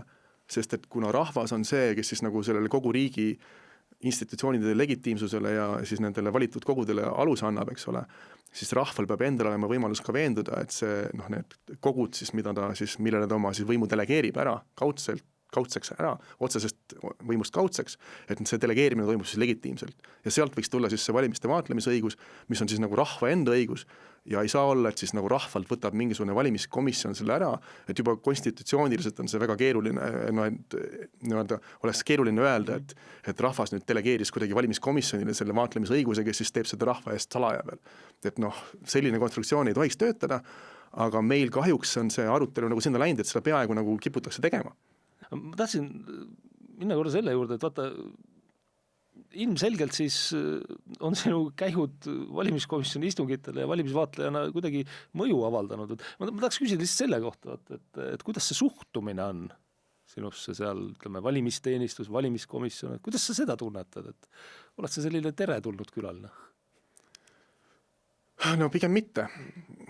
Et nüüd just selle valimishooajaga siis, mis mul algas juba kevadest, eks ole, et sellega on kaasnenud siis mitmed need koosolekutelt väljaviskamised või sinna mitte laskmised või siis koosoleku käigus mingisuguste protseduuride käivitamised, mis siis võimaldavad kellegi koosolekul välja tõsta.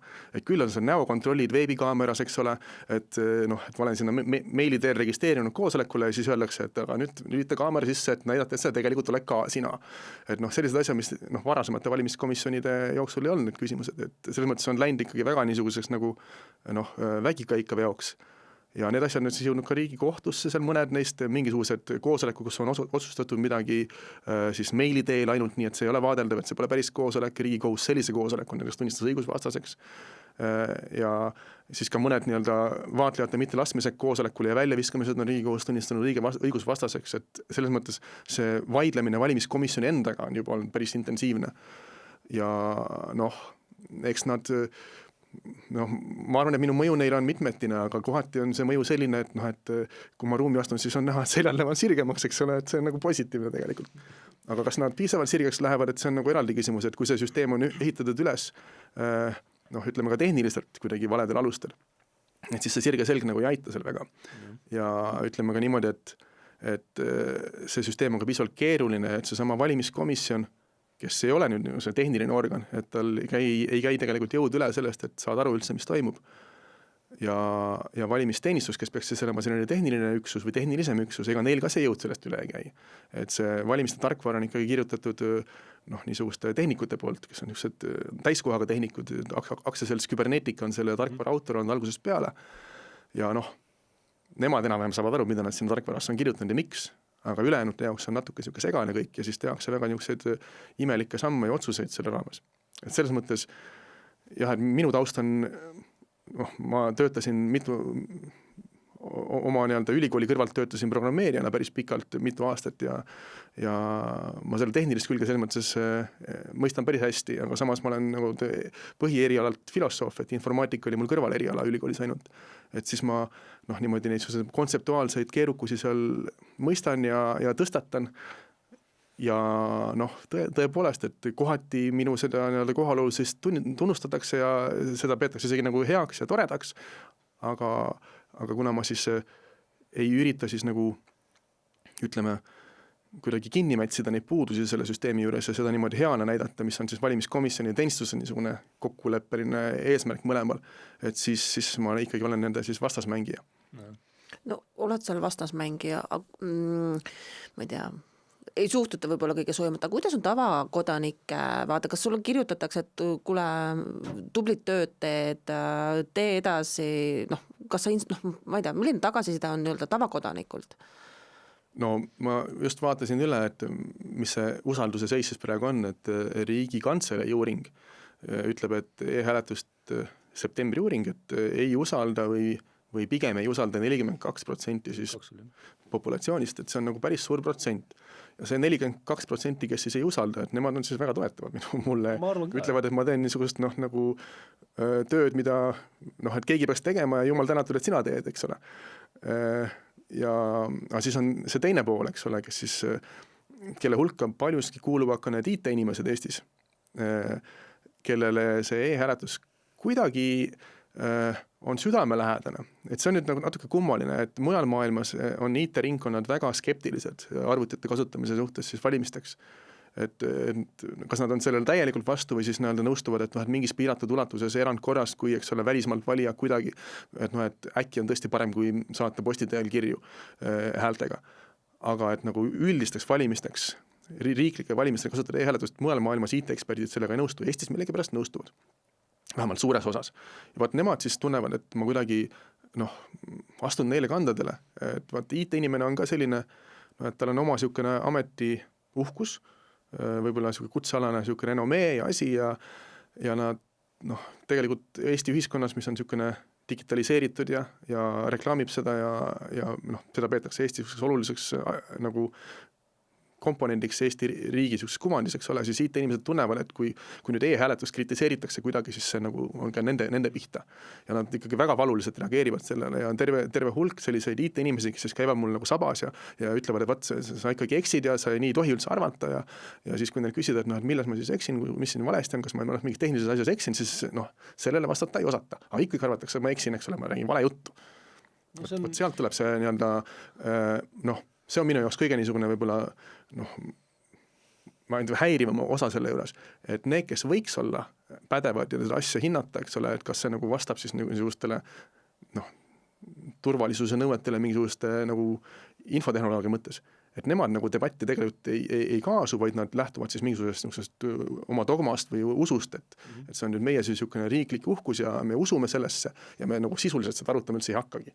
See on selline kambavaimu käitumine, mis on paljudes valdkondades jälle sarnane, ma pakun, et on ju need, oled kindlasti näinud meeme, kus sa pead üksi seisma terve hunniku nende inimeste vastas ja siis ütlema, et te kõik eksite, aga nii ta paraku on, see on ju igasugustes küsimustes siin tuleb, olgu see mingid tervisekriisid või mingid muud asjad ja see lihtsalt paratamatult millegipärast on mingisugune, ma ei tea, inglise keeles öeldakse current thing selle kohta, et nüüd on current thing see ja nüüd kõik peavad nii arvama, et mingil hetkel see võib kusjuures muutuda, et nagu sa ütled, et siis 40% või 42% on juba tegelikult rahvast selle poole peale, et kuulge, et miskit on viltu, aga see osa rahvast, nad ei saa muidugi sellest aru, mina ei saa tehniliselt aru, seda peadki sina või keegi teine, täpselt need IT-inimesed, kellest sa räägid, peaksid seda seletama, mis seal siis tehniliselt viga on. mis on siis peamised probleemid siis? Võib-olla käime üle siis või?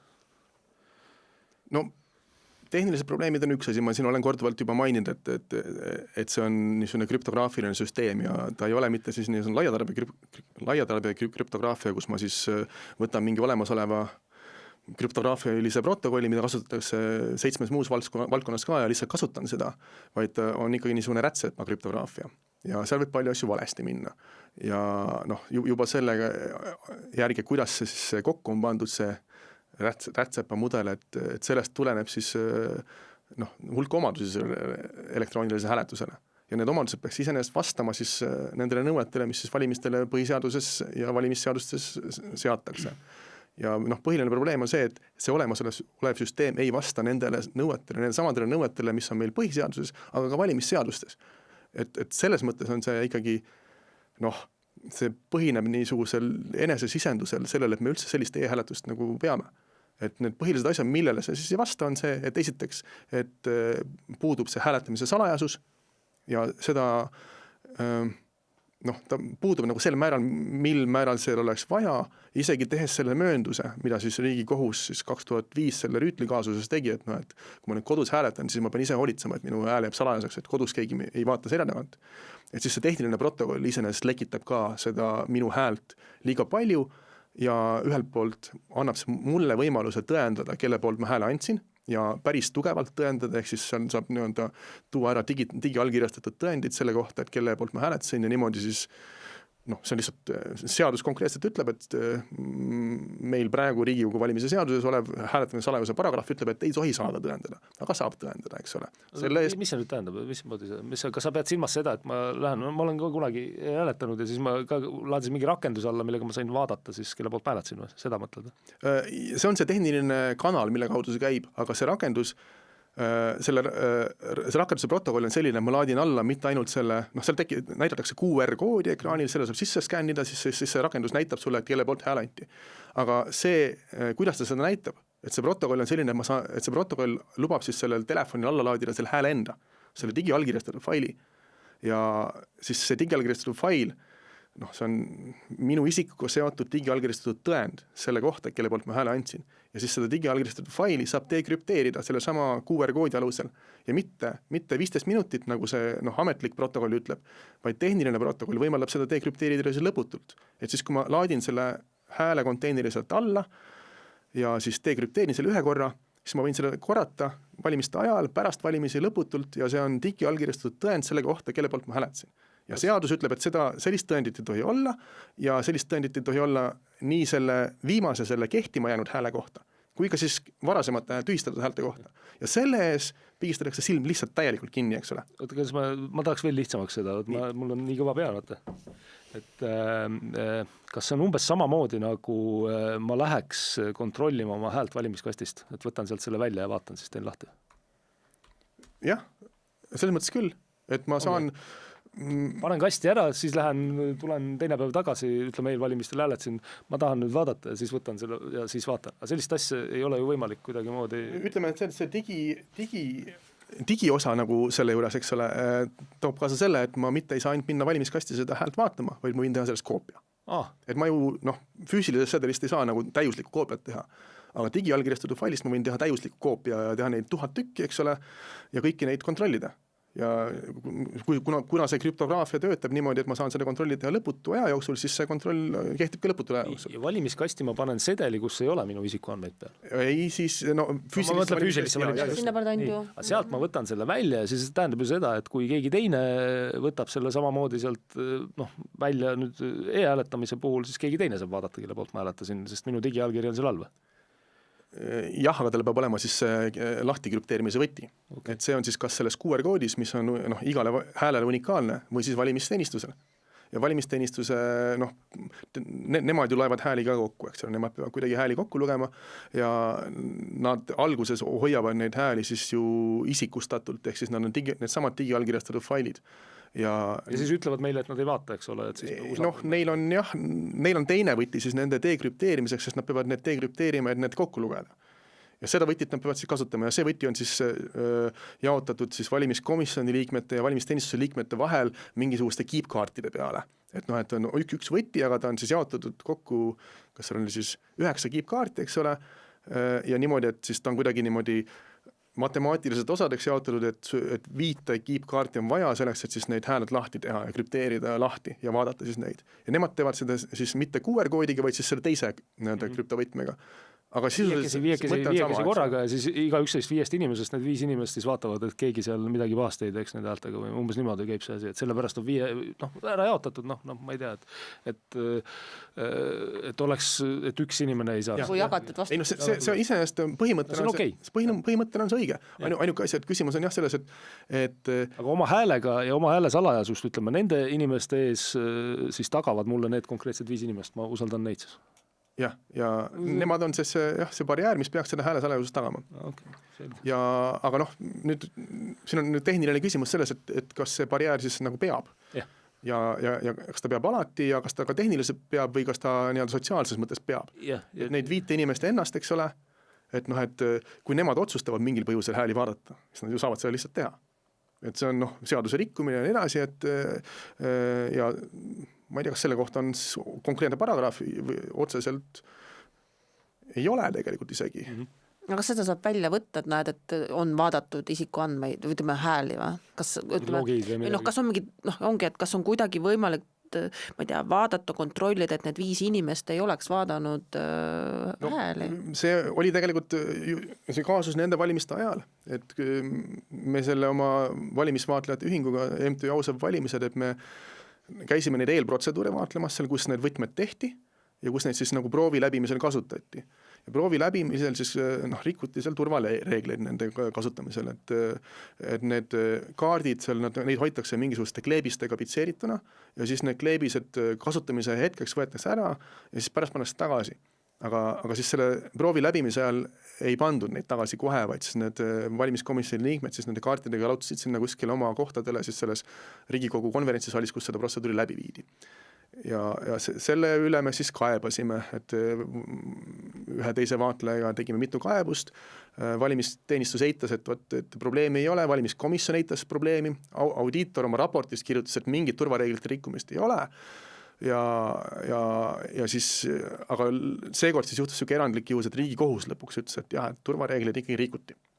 Aga Riigikohus siis nii-öelda samas ütles, et jah, et turvareegleid küll rikuti, aga et nende meelest pole realistlik, et siis valimiskomisjon, eks ole, oleks siis nagu neid võtmeid siis kopeerinud ja siis neid kasutanud valijate häälte vaatamisest, see lihtsalt ei ole realistlik nende meelest. Okei. See võib olla niimoodi täiesti, aga probleem on ju mitte selles, vaid probleem on selles, et protseduur iseenesest peaks olema korrektne läbinisti, et see on nagu tegelikult probleem, et kui see on võimalik, siis igasugused asjad võivad olla võimalikud. See ongi nagu minu arust absurdne küsimus, et mul on nagu selline tunne, et tihtipeale nad pigem otsivad nagu põhjendusi, miks mitte nagu tõsiste küsimustega tegeleda. No vot see sõna võimalik, et see on, mida nad kasutavad palju, et nad väidavad, et sellised asjad ei ole võimalikud. Et see on niisugune imelik väide ausalt öelda, et see valimiste korralduses kasutatakse sellised nagu tinglikke sõnu väga palju, et see turvamudel ongi selline, kus seal arutatakse mingite asjade võimalikkuse üle ja tegelikkuse üle ja siis kui nüüd lihtinimene peab siis aru saama, et kas siis on võimalik, et minu hääle salajasust riivatakse. Et kuna öeldakse, et see pole võimalik, siis mõeldakse seda, et see pole võimalik siis, kui valimiskomisjoni liikmed ei jaluta oma kaartidega sinna saali ära. Aga kui nad jalutavad, siis see saab võimalikuks automaatselt. Aga neid kohti, kus see võib võimalikuks saada, neid on eks ole veel ja kogu see protseduur ise, kuidas need võtmed sinna kaartidele saavad, et missugusest seadmest, kas see seade ise on siis nüüd ütleme võimalik on sõltumatutel osapooltel veenduda, et see seade on korrektne, et seal juba kas see võti ei leki või siis see pole võti seal lausa siis nagu ette sinna istutatud, mis on ka niimoodi tehniline võimalikkus jälle, et kõik need asjad. Aga seda kuidagi sina vaatlejana saad siis vaadelda seal või kuidas see? Ei seda ei võimaldata, et meil oli jah nagu me nende eelprotseduuridel vaatlejatega siis ikkagi tegime niisugust tööd, et me siis üritasime markeerida neid kohti, kus siis asjad on, et kus on ebapiisav see kogu see protseduur ja tegime nende kohta kaebusi ja see oli üks asi, et me tegelikult ei saa veenduda, et neid võtmeid tehakse seal korrektselt ja et need juba ei ole enne lekkinud või neid ei lekitata selle protseduuri käigus ja see, et siis need valimiskomisjoni liikmed ilmselt siis saamata sellest protseduurist õigesti aru, jalutasid nende kuskile saali, aga nad tegid seda siis eks ole, valimisteenistuse ja audiitori pilgu all ja audiitori enda siis ütleme mahitusel, kes siis tegelikult juhendas neid seal liikuma nende kaartidega, sest audiitor oli see kleepekate panija sinna peale. Ja siis tema kuidagi see suunas need sinna valesse kohta, et ühesõnaga läksime vaatlema, tegime märkuse, et seal on see puudus, aga siis saatuse niisuguse vingerbussina nad ise siis nagu näitasid selle puudust niimoodi täiesti nagu ilmsel viisil, et kuidas et nad ise eksivad nende reeglite vastu. Ja selles mõttes see näitab, et see kogu see protseduur on seal ikkagi nagu ligadi-logadi, nad ei saa aru, et mis turvaprotseduure nad seal järgivad ja et mida nad seal peaks tegema. Ja iseenesest minu meelest see hääletamise salajasus, seda on hea võrrelda tegelikult riigisaladusega. Et kui meil on riigisaladus, siis kui ma tahan riigisaladusega tutvuda, siis see toimub ütleme, spetsiaalses ruumis. Seal on seinad kaetud mingisuguse materjaliga, mis ei võimalda seal raadiosignaali sealt välja saata ja edasi. Ma annan ära oma telefonid ja muud asjad, ma seal ei või teha märkmeid ja siis ma istun seal ruumis, tutvun selle riigisaladusega ja siis lähen sealt, astun sealt välja, olen täpselt sama näoga nagu enne, eks ole, aga mul on siis ajus on nüüd riigisaladus. Et iseenesest, kui mõelda kõigi valijate häälte salajasusele, kõigi Eesti valijate hääl, et kas keegi tohib teada, kelle poolt mina hääletasin ja kõigi teiste valijate hääli samamoodi, siis see on minu meelest sama olulisusega nagu muud riigisaladused või isegi olulisem saladus. Ja kui selle saladusega käiakse ümber niimoodi, et seal kiipkaardid siin, kiipkaardid seal, teibime ei teibi, et mingisugused arvutikastid tulevad, neid tassitakse kaenlas lihtsalt Riigikogu koridorides, ilma mingisuguse järelevalveta, neid inspekteerida sõltumatud osapooled ei saa, lihtsalt öeldakse, et see arvuti tuli meil tekkis igapäevaste tööprotsesside käigus ja selles arvutis me nüüd tegime selle salavõtme, eks ole, siis see ei ole see, kuidas riiklikke saladusi hoitakse. Riigisaladust, aga ka siis valimissaladust, mis minu meelest on vähemalt sama oluline saladus kui siis muud riigisaladused. Minu arust tavakodaniku, vaata siin on ju see küsimus, et ma saan aru sellest, kuidas nagu sa ka enne viitasid, et paarse aasta jooksul ikkagi on välja kujunenud, kuidas valimisi läbi viiakse, eks ole, demokraatlikus riigis, ütleme siis jaoskonnas, et mismoodi see käib, see on tegelikult aru saada, mismoodi sa siis seda vaadelda saad, igaüks saab tegelikult seal vaadelda ja saab aru, kui seal mingisugust pulli tehakse, eks ole, hääli juurde pannakse, hääli ära võetakse ja nii edasi. Et selles mõttes see kõik nagu on nagu selge, aga nüüd e-valimiste puhul seal nagu kuidas me saame rääkida mingis ühetaolisusest siin üleüldse, et seal nagu sa seletad mulle, seal öeldakse sulle, aga meil on siin see kast nüüd, me teeme siin selles kastis, isegi kui sa aru saad sellest, et mida sa vaadelda tahaksid seal, et ma tahaks vaadata, kuidas see on, inspekteerida seda ei saa, et minu arust see kõik nagu jätab lihtsalt, kui sa süvened, mida rohkem süvened, jätab nagu lihtsalt absurdse mulje, et just seda põhiseaduse vaatest, et mina võtaks seda asja kõige lihtsamalt, et kui on hääl salajane, siis ta on salajane, kui ma panen hääle kasti, kus ei ole minu isikupannud peal, siis ta on teoreetiliselt ja tõenäoliselt salajane, aga kui ma panen hääle, mida on võimalik, eks ole, ja peabki tegelikult lahti krüpteerima, et see hääletamistulemus kokku lugeda, siis ta ei ole enam salajane. Ma ei tea, või saan ma millestki valesti aru? See on üldjottes korrektne, aga et kuidas seda nüüd üldse seletada, et mis seal nagu toimub nende valimiste raames või mis see vaatlemine on, et siis võib-olla kõige lihtsam seletus on ikkagi see, et mida on tegelikult näha ka selle, kui siis toimuvad need protseduurid, et ühes ruumiservas istuvad siis, eks ole, need asjakorraldajad ja teises ruumiservas siis vaatlejad. Ja need asjakorraldajad, kes neid protseduuri läbi viivad, nemad peavad siis suutma veenda vaatlejaid, et jah, et me tegime kõik asjad õigesti. Ja kui nad siis suudavad veenda, siis on vaatlejad rahul, ütlevad, et jah, et väga hea, et me ütleme, et meil on nüüd valimistulemus ja kõik on korras. Aga kui nad siis ei suuda vaatlejaid veenda, neil ei ole võimalik esitada tõendeid, mis iganes põhjusel. On need põhjused siis selles, et nad ütlevad, et me ei saa siin neid näidata, sest et meil on siin, ma ei tea, isikuandmete riive tekkis, kui me näitaksime vaatlejatele midagi või et meil on siin mingid muud saladused, mida me ei saa. Et siis see asi taandub sellele, et kas siis vaatlejad lihtsalt usuvad, et need protseduuri tehti õigesti või mitte. Et vaatlejad võivad siis öelda, et jah, et me usume, et te tegite õigesti, aga see, et kui ma usun, et tehti õigesti, siis see on samaväärne väitega see, et ma ei usu jälle.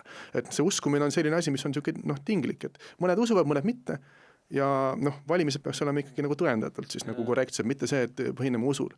Ja just see, et see olukord, kus nad ei suuda, üks seltskond, kes seal istub ja peab neid protseduuri läbi viima, nad ei suuda vaatlejatele tõendada, et vältimatult need on õiged tulemused. see toob kaasa selle usu küsimuse sisse tulemise ja see nagu tegelikult õõnestab valimisi. Et valimised ei peaks põhinema usul, vaid ikkagi peaks olema tõendatud, et see tulemus on õige. Et see võib võtta kas või analoogia mingisugusest spordimängudest, eks ole. Et kohtunik vaatab ja hindab ja et kas järgiti reegleid või mitte ja on 2 võimalust, kas järgiti, tulemus on õige või ei järgitud ja tuleb nagu uuesti teha või tuleb disklahv kellelegi anda või midagi sellist. Aga see, et nüüd me hakkame usu põhjal seda hindama, et see nagu mingis mõttes rikub selle asja ära. Kui sina või teised vaatlejad toovad välja, et on need kitsaskohad, miks neid kitsaskohti parandata? No ühelt poolt on see seotud selle 25 aasta ajalooga, et selle ajal on juhtunud päris palju, eks ole, see on poliitilise vaidluse objekt olnud nii Eesti siseselt, eks ole, on eri erakonnad, see on selle vastased, eks ole, kui ka rahvusvaheliselt, et siin on käinud rahvusvaheliste vaatlejate rühm, kes siis tegi selle asja ka maha 2014 väga tugevalt, ütles, et lõpetage see nali ära. Ja tegelikult ka siis Odihir vist esimest korda 2007, kui nad käisid selle asja vaatamas, ütlesid ka, et lõpetage ära. See ei ole vasta demokraatlike valimiste nõuetele, et piirake see kasutust oluliselt või lõpetage ära. 2014 seda korrati, eks ole, ja see, et siis nagu väliseksperdid on öelnud, et asi on valesti ja et lõpetage ära, nii ei saa teha, et või piirake selle kasutamist, eks ole. Et see on pannud siis ikkagi need asja korraldajad niimoodi väga kaitseseisundisse, nad on olnud pidevalt olukorras, kus nad peavad siis mingisuguse poliitilise oponendi, on see kohalik või rahvusvaheline, eest siis kaitsma seda e-hääletust ja siis valijale seletama, et see on turvaline, seda võib kasutada, see vastab valimiste nõuetele, eks ole. See on avaldanud mõju ka siis nende endi nagu otsustusvõimele, et nad ise ka ei saa aru, et see tegelikult ei vasta nendele nõuetele ja nad on endale sisendanud, et see siis on ikkagi, ongi peaaegu täiuslik süsteem võib-olla, kus on paar asja, mis tuleks seal sättida ja siis nad niimoodi seda kuidagi käsitlevad. Et nagu heatahtlik tõlgendus, natukene skeptilisem tõlgendus on see, et olgu, et jah, et nad ei taha seda täiendada, sellepärast, et säilitada siis mingisugune manipuleerimisvõimalus, mis on ka tegelikult täiesti realistlik. Et kui tehniline süsteem võimaldab manipuleerimist, siis poliitiline võitlus on ikkagi nii intensiivne asi ja seal on nii suure panuse kaalul, et igas erakonnas tõenäoliselt leidub keegi, kes on valmis siis seda võltsimist ikkagi läbi viima. Et kui ikkagi sellest sõltub võim, eks ole, ja riigi juhtimine ja kõik need võimalused, mis sellega kaasnevad, siis võltsimise võimalusi paratamatult kasutatakse. Et poliitikud ei jäta neid asju üldiselt kasutamata. Kas teoreetiliselt siis, me räägime teoreetiliselt, meil ju selliseid kindlaid fakte ei ole, aga see on see samane näiteks probleem, mille tõi Vago Samasson siin kevadel oma artiklis välja ühele magistritööle viidates, et hääled on võimalik ka vahetada, see teoreetiliselt on see võimalus, kas ta on olemas, kas ta on siiani olemas või on ta nüüd ikkagi, nagu väidab valimisteenistuse juht Koitmäe, et ei otsast otsani kontrollitavus on siiski olemas. Kuidas see nüüd on siis? Et nemad väidavad ju, et see on algusest lõpuni ikkagi kontrollitavus on olemas, aga siin konkreetselt ju toodi välja, eks ole, see samane magistritöö, millele ma viitsin, et 2023 oli tegelikult selline mingi glitch seal sees, et sa võisid hääled ära vahetada, kui sa tahtsid. Jah, et see magistritöö iseenesest põhines selle sama Odihri 2003. aasta valimisraportis, kus siis öeldi, et 2023 siis valimisraport. 2023 raport, kus öeldi, et valimiste korraldaja sai seal tühistusnimekirjade, et kuna tühistusnimekirjade rakendamist ei kontrollitud, siis selle raames sai siis vahetada välja hääli. Et see oli selles Odihri raportis oli see väide ja siis Kristjan Tüüna siis oma magistritöös siis nagu võttis selle lähtekoodi ja siis demonstreeris, et kuidas see käib. Ja selle tõttu see siis nagu kuidagi avaldas siis mõju valimist. See on ühesõnaga fakt, nii oli võimalik teha, võimalus. Ja see on ka fakt, mida siis ääri-veeri siis läbi lillede kinnitab ka siis valimisteenistus ise, et nad ei saa seda eitada. Ja sellest lähtuvalt siis tehti üks lisaprogramm, mis peaks kontrollima, et seda ei tehta. Ja nüüd see lisaprogramm, seda kasutati nüüd 2024 valimistel ja nüüd 2025 valimistel ja nüüd 2025 nendel valimistel see lisaprogramm siis tõi kaasa selle, et seal läks see kontrolli raames midagi katki. Et ühesõnaga kontrolli raames pidi läbima 3 kontrolli ja üks neist ei õnnestunud, sest et valimiskasti oli sisestatud mingisugused korduvad krüptogrammid või korduvad hääled.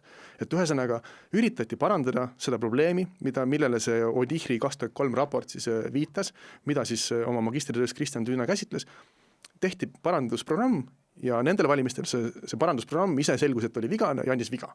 Et ühesõnaga see süsteem on nii keeruline, et selle lappimine järgnevate parandustega toob kaasa omakorda vead ja noh, sellesama professor Haldermanni, kes siin käis 2014 siis seda meie e-hääletust analüüsimas ja tuli välja siis väga kriitilise raportiga oma siis selle kaastöölistega. Ja tema hinnang ongi see, et ei ole nii, et ühte viga või teist viga ei saa parandada, aga lihtsalt kui tahta see süsteem niimoodi tööle panna, et ta siis on niisugune terviklik ja tagab siis need valimiste nõuded, siis see läheb nii keeruliseks, et seda ei ole võimalik enam hallata valimiskomisjonil, valimisteenistusel ja noh, ka vaatlejatel vaadelda, et see lihtsalt läheb nii-öelda käes katki. Et tema võrdles seda siis selle Rube Goldbergi masinaga, et nimetas Rube Goldbergi hääletus. Rube Goldberg on siis see vist karikaturist, kes joonistas igasuguseid keerulisi masinaid, et igasugused kangid ja torud ja nöörid, et siis mis tõmban nöörisse, siis ma saan oma nina pühkida näiteks, eks ole, niisugune nagu absurdsed masinad, kus on nagu mingid lihtsad probleemi lahendatakse siis väga keerulise masinavärgiga, et mis on niisugune ilmnähtavalt hapra masinavärgiga. Ja tema siis võrdles seda täiuslikku e-hääletus, võrdles siis selle Rube Goldbergi masinaga, et see on samasugune nagu absurdne leiutis, mida tegelikult vaja ei ole, aga kui see teha, siis ta on niisugune puudulik paratamatult selle tõttu, et ta läheb nii keeruliseks lihtsalt. No mis see nagu lõplik lahendus siis peaks olema? Kui sa räägid, et see läheks väga keeruliseks, kas me siis peakski tegema nii, nagu on soovitatud, et lõpetame e-valimised lihtsalt ära? No see ära lõpetamine on niisugune samm, mida poliitiliselt Eestis on keeruline teha, et see astub liiga paljudele varvastele ilmselt, samadele IT-inimestele kas või. Et mina olen soovitanud, et võiks siis piirata selle kasutamist tõesti, et lubada seda näiteks välismaal viibivatele eestlastele, et kellel on tõesti raskusi siis selle saatkonda jõudmisega, kus nad peaks muidu hääletama. Et neil on nagu praktiline vajadus selle järele, et teistel tegelikult ei ole seda praktilist vajadust. Et siis, kui selle e-hääletajate protsendi saaks alla, et siis ta ka oleks nagu vähem niisugune ohtlik see võltsimine, mis sellega potentsiaalselt on võimalik läbi viia. Et siis see võimaldaks esiteks siis kaotada selle suure politiseerituse selle juurest, kui seal ongi, ütleme, ma ei tea, 2% või 4% e-hääletajaid. Ta ei tekita niisugust nagu pinget enam ühiskonnas. Ja siis teisest saab teda sellisel madalamal tasemel siis nagu edasi arendada, et see ka ei hävita seda projekti nii-öelda Eesti mainekujunduslikus mõttes, et e-hääletus jääb alles, lihtsalt seda lubatakse kasutada samamoodi nagu teised riigid, et Šveitsis mõned kantonid lubavad ka välisšveitslastel hääletada siis internetihääletuse abile. Neil on see teistsugune, et seal ei ole küll seda isikustatult ei hoita hääli, et seal seda salajasuse riivet niimoodi sisse kodeeritud ei ole. Võib-olla peaks selle Eesti hääletusest ka eemaldama, eks ole. Aga et põhimõtteliselt on võimalik mingisugust e-hääletust teha hädapäraste vahenditega, aga kuskil maailmas ei ole leitud seda lahendust, et kuidas seda teha nagu kõigile sobivalt. Ja iseenesest see kontseptsioon, et see otsast lõpuni kontrollitavuse kontseptsioon on see, mille siis teadlased on välja pakkunud, mis on võib-olla kõige niisugune nagu see lähendus sellele, kuidas seda võiks lahendada. Et see eeldab tõesti niisugust rätsepa krüptograafia väljamõtlemist, mis siis loob sellise süsteemi, et kus siis mina valijana annan hääle ja see siis on krüptograafilise tervikliku protokolliga tagatud, et see, mis sinna valimiskasti jõuab, et see on see sama, mille mina andsin. Ja selle vahepeal siis on see masin, mis siis nagu selle kuidagi protsessib niimoodi ära, et seal nagu inimkäsi ei pea vahepeal midagi tegema. Ja seda siis võib nimetada niisuguses matemaatiliseks kontrolliks, et kui seal on matemaatilise valemi järgi, ühe tervikliku krüptograafilise protokolli järgi, see tulemus siis on seotud sellega, selle algse sedeliga, et lõpptulemus vastab sellele, mida siis valijad andsid ja sinna midagi ei lisatud. Aga Eesti süsteem ei ole selles mõttes matemaatiliste kontrollide põhine, et Eesti süsteem on see, et seal ikkagi käsitsi tehakse neid asju, et seal audiitor seal käib ja vaatab, et kõik oleks korrektne, et seal on see inimfaktor sees ja selles mõttes see vaidlus, mida siis need rahvusvahelised vaatlejad sellest ODIHR-ist ütlevad, et meil ei ole seda otsast lõpuni kontrollitavust ja siis mida siis valimiste korraldajad eitavad, ütlevad, et see nagu selle üle käibki. Et kas see matemaatiline kontroll on päriselt matemaatiline või on ta niisugune ikkagi inimfaktorit sisaldav, kus siis tulemuse korrektsus sõltub see, et kas keegi tegi seal mingi sammu õigesti ja ei võltsinud seal ja see Kristjan Tüüna näidatud asi tegelikult joonib alla seda, et see otsast lõpuni kontrollitavust ei olnud. Ja see täiendus, mis tehti, see on ka nii-öelda et inimene peab mingit lisaprogrammi käivitama, et siis mis nagu tõendab, et seal tehti midagi paremini ja seekord kukkus see tegelikult läbi valimistel, mis on veel eraldi küsimus, eks ole, et kas selle läbikukkumise järel oli tegelikult õige hääletustulemus üldse allkirjastada, mida tehti ja audiitori raportis minu hinnangul siis nagu eksitatakse selle, jäetakse mulje, justkui kontroll oleks läbitud, nimetatakse seal, et kuigi pidi seal valimiskasti terviklust kontrollima, siis öeldi, et jah, et me tegime siin kontrolli ja kontrollisime krüptogrammide terviklikkust, mis ei ole nagu päris sama asi, et seal kuidagi mõistemänguga jäeti mulje, nagu see kontroll õnnestus, kuigi tegelikult ei õnnestunud. Okay. Aga sellised meetodid peab siis kasutama selleks, et seda üpris keerulises kujunenud süsteemi käigus hoida, seda matemaatilist kontrolli jätkuvalt ei ole ja kui see oleks, siis ta võib-olla, siis võiks öelda, et jah, et kasutame seda siis nagu väliseestlaste jaoks ja see on õigustatud selle kasutamine, sest neil on nagu tõesti probleem jaoskondi jõudmisega, et me lahendame päris probleemi, me sellega hoiame neid nagu siis valimistel osalejatena, riigi kodanikke, mis on oluline nagu väärtus, et kuna valimised on üldised, siis peaks nagu kõigil olema üldiselt võimalik osaleda. Kuule, aga ma tahtsin veel selle audiitori rolli kohta küsida veel seda, et vaata valimisvaatlejana sa siis kõigile asjadele ju ligi ei saa, nii on, ja siis on palgatud audiitor, eks ole. Tehakse mingisugune hange, leitakse mingi audiitor ja siis tegelikult nüüd ma selles osas, mis puudutab seda kontrolli, mulle siis tegelikult öeldakse, ma pean usalda audiitorit, et see audiitor siis justkui nii sulle kui mulle, kes ma vähem aru saan neist asjadest, peaks siis nagu selgitama, et jah, ma tegin sellised kontrollid ja need kontrollid nüüd siin, ütleme, mul on see protokollitud kõik või mul on siin aruanne ja siin kõik peaks nagu selge olema. Aga kas see on selge, vaata? Et kas sina vaatad seda audiitori siis aruannet, kas sa saad sealt siis, sa ütlesidki, et kas see on nüüd selline eksitav või on see korrektne? Selle audiitori roll on jah, justkui nagu asendada vaatlejaid. Et kuna nad vaatlejad ei saa sinna juurde lubada, siis justkui nagu isikuandmete kaitse ja muudel niisugustel põhjustel. Mis tegelikult ju, kui seal on need põhjused, et sealt võib nende arvutite vaatlemisel siis hääle salajasus lekkida või midagi sellist, siis need põhjused ju kehtivad ka tegelikult nende valimiste korraldaja jaoks. Ega nemad ju ei tohiks neid hästi vaadata. See on põhiseaduse jaoks. Jah. Aga ütleme niimoodi, et nad ei taha seda siis näidata ja siis audiitor siis vaatab nagu minu ees seda, siis audiitor on siis nagu vaatleja asendaja, aga ja kas ta siis nagu, kas on realistlik, et audiitor siis seda rolli ka suudab täita. Et praktika nagu näitab, et ei suuda, et nendel valimistel siis audiitori raport on siis kubiseb seal eksitavatest väidetest minu hinnangul, et esiteks audiitor vaikib maha selle nende kiipkaartide rändama mineku ja selle, et sellega kaasnes siis oht sellele hääle salajasusele, vaikib maha ka selle, et nad ise protseduuride raames siis panid kogemata ekraanile kasutajate siis isikuandmed, valijate isikuandmed, et nad valid selle 5 sekundiks ekraanil, eks ole, ja nii lihtsalt juhtus, seda vaikitakse maha, öeldakse, et ei, konfidentsiaalsus oli tagatud, eks ole. Loomulikult nad enda vigu ei taha väga tunnistada, aga nagu aus audiitor, eks ole, kes on sõltumatu, peaks ikkagi need oma raportis välja tooma, neid nad välja ei too. Siis oli neil probleem selle auditi rakenduse jooksutamisega, et kas ikkagi tehti need 3 kontrolli ära või mitte. Nemad siis nüüd eksitavad, et jah, et tehti ära, kuigi 1 kontrolli jäi tegelikult tegemata. Ja siis nad varjavad veel seda seal, et mitu oli seal mingisuguseid neid korduvhääli, et nemad väidavad, et oli seal 5, aga siis tegelikult kohapeal protseduuri raames oli näha, et nad loevad neid kokku rohkem, et just nagu peidavad vigu. Ja see audiitori roll, et kas audiitor saaks asendada vaatlejaid, eks ole, et see nagu sotsiaalses mõttes juba hästi ei tööta. Et vaatlejad on, eks ole, eri huvidega. Nad võivad olla isegi erakondadega seotud, erakondade vaatlejad, eks ole, siis nad tagavad selle, et kõik nagu asjad uuritakse üksikasjalikult läbi, et seal ei ole mitte mingisugust midagi eksitavat. Kui nüüd audiitor on, eks ole, palgatud, siis kui ta oma ametieetikast lähtuvalt siis väga hoolas, eks ole, siis ta võib-olla on tubli audiitor, aga see ei taga seda niisugust seda mitme osapoole konkureerivate pilkude abil tagatud niisugust kindlust või niisugust demokraatlikku legitiimsust sellele protsessile. Selles mõttes audiitor nagu põhimõtteliselt ei saa piisata. Ta praktikas tundub, et ei ole õnnestunud ja ka põhimõtteliselt ta ei ole samaväärne vaatlemisega. Ja kuna ta on ikkagi makstud, eks ole, makstakse audiitorile, ise tellitakse, siis ta on nagu tegelikult kinni makstud vaatleja.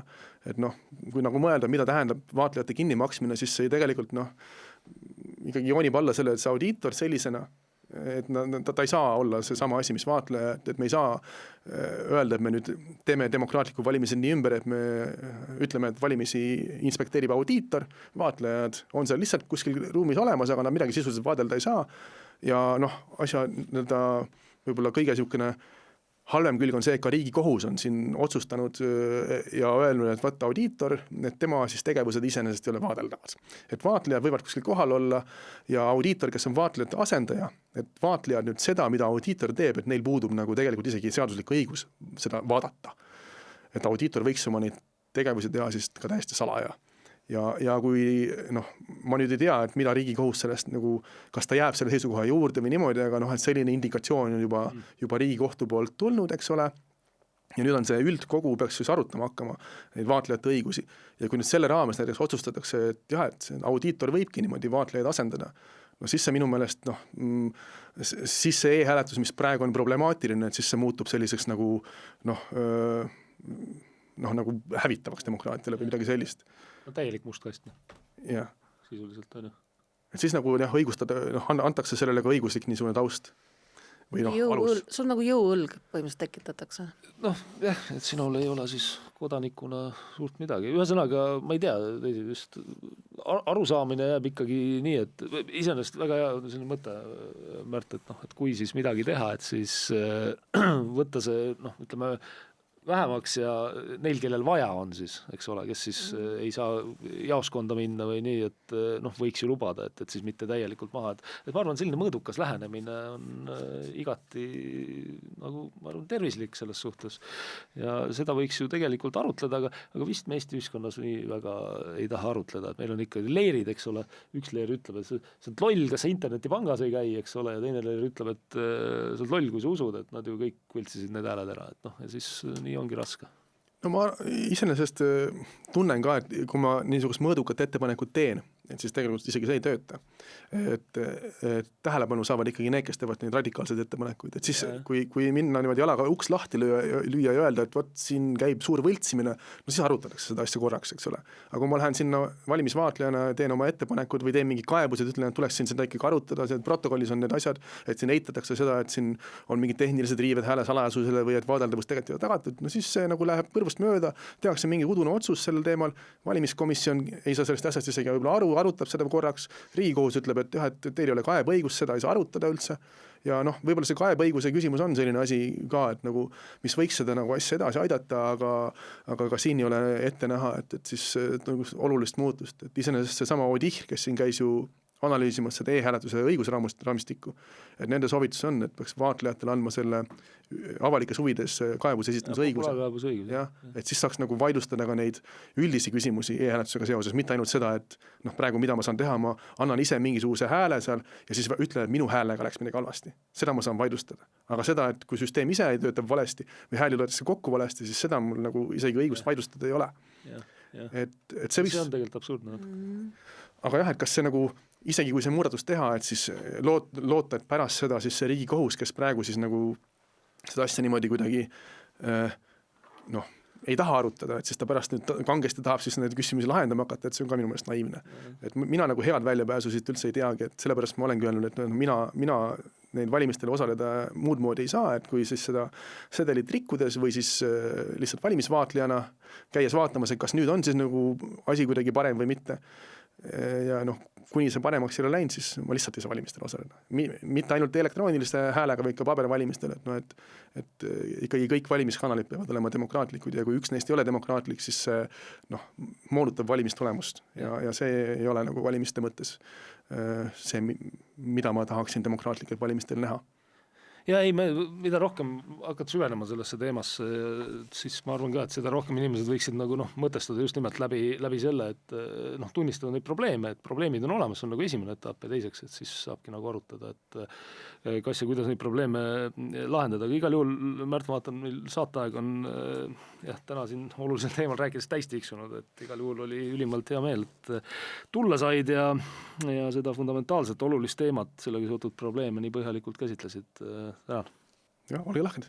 Täname ka teid, head vaatajad, et olite meiega. Tuletan meelde, et saate aidata meie saatel ka levida, märkige see meeldivaks ja jagage sõpradega. Ja muidugi tulge läbi ka lehelt vabadused.ee alalehelt toeta, et jõuaksime teie ette ka järgmises saates. Kohtumiseni. Kõike head.